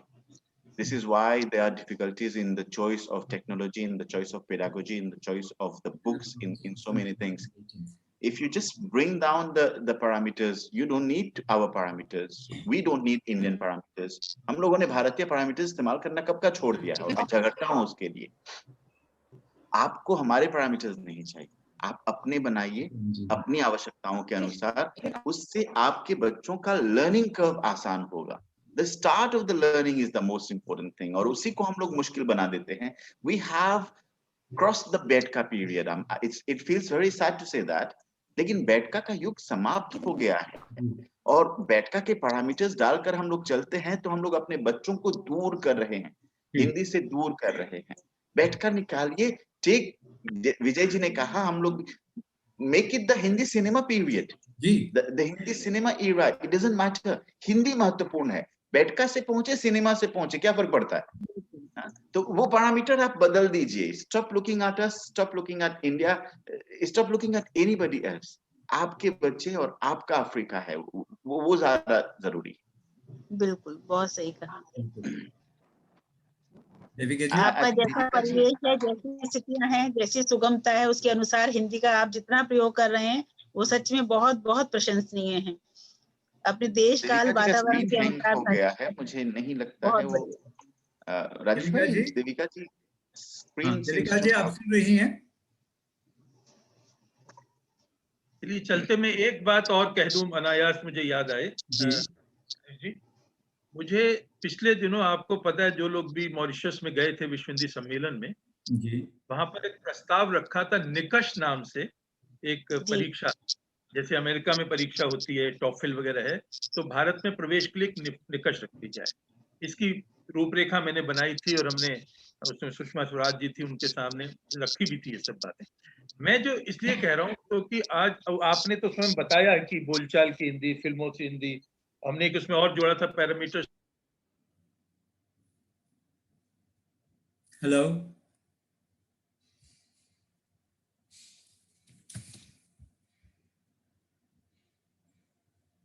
उसको 4 भागों में बांटा था, लेकिन सबसे इंपॉर्टेंट है बोलचाल की हिंदी जी। बोलचाल की हिंदी में अगर स्क्रिप्ट भी शुरू में नहीं है, डजंट मैटर, क्योंकि आपको वहां जाकर दुकानदार से बात करनी है, फल खरीदने हैं। वो तो फल भी नहीं जानेगा, मैं आपको अंग्रेजी थोड़ी आती है, केवल सिंटेक्स में क्रिया जरूर सही बोल दीजिए, बस ठीक है, आप देखेंगे कि आपका काम चल जाएगा भारत। तो पहला लक्ष्य उन लोगों का जिसमें कॉम्प्रिहेंशन, लिसनिंग, उसके बाद एक्सप्रेशन। पढ़ने की बात अब बहुत बाद में लेकर आइए, क्योंकि पढ़ेगा वो जो आगे डिग्री वगैरह कोर्सेज करेगा, शुरू में तो उसको ज्यादा आवश्यकता नहीं है इस बात की। तो मैं चाहूंगा इसको ध्यान में रखते, जैसे गुलशन ने बहुत अच्छे ढंग से कहा कि आपकी अपनी आवश्यकताओं के अनुरूप लिस्टिंग होनी चाहिए, प्राथमिकताओं का क्रम होना चाहिए। एक बच्चा आया, आते ही उसको भयंकर हिंदी नहीं सीखा। मैं श्रीलंका में कहा, आते ही वो लोग इतनी अच्छी सिखाते हैं, मैं हैरान हो जाता हूँ, उनका सुलेख में हिंदी लिखते हैं, लेकिन बोलने में, मैं एक उदाहरण दे रहा हूँ, मैंने कहा अच्छा खड़े हो जाओ, अब उसको था कि जाओ, इसने बोला आ जाओ, हाँ जाने के लिए कह रहे हैं, आने के लिए कह रहे हैं, बैठ जाओ, बैठने के लिए कह रहे हैं, जाने के लिए कह रहे हैं। अब ये कितनी गंभीर बात है, ये हमें फर्स्ट फेज में सिखाना है कि हम हिंदी में जो रंजक क्रियाएं हैं उसका मतलब, राम सो गए। और मेरी यात्रा यहीं से शुरू हुई। मैं यॉर्क में जब पढ़ाता था, मुझसे एक विद्यार्थी ने प्रश्न पूछा, उसका तो उत्तर मैं अभी भी ढूंढ रहा हूँ। उसने कहा राम सो गया, सोना is fine but where is it gone. उसके बाद ही मैंने, सच बात है विजय जी।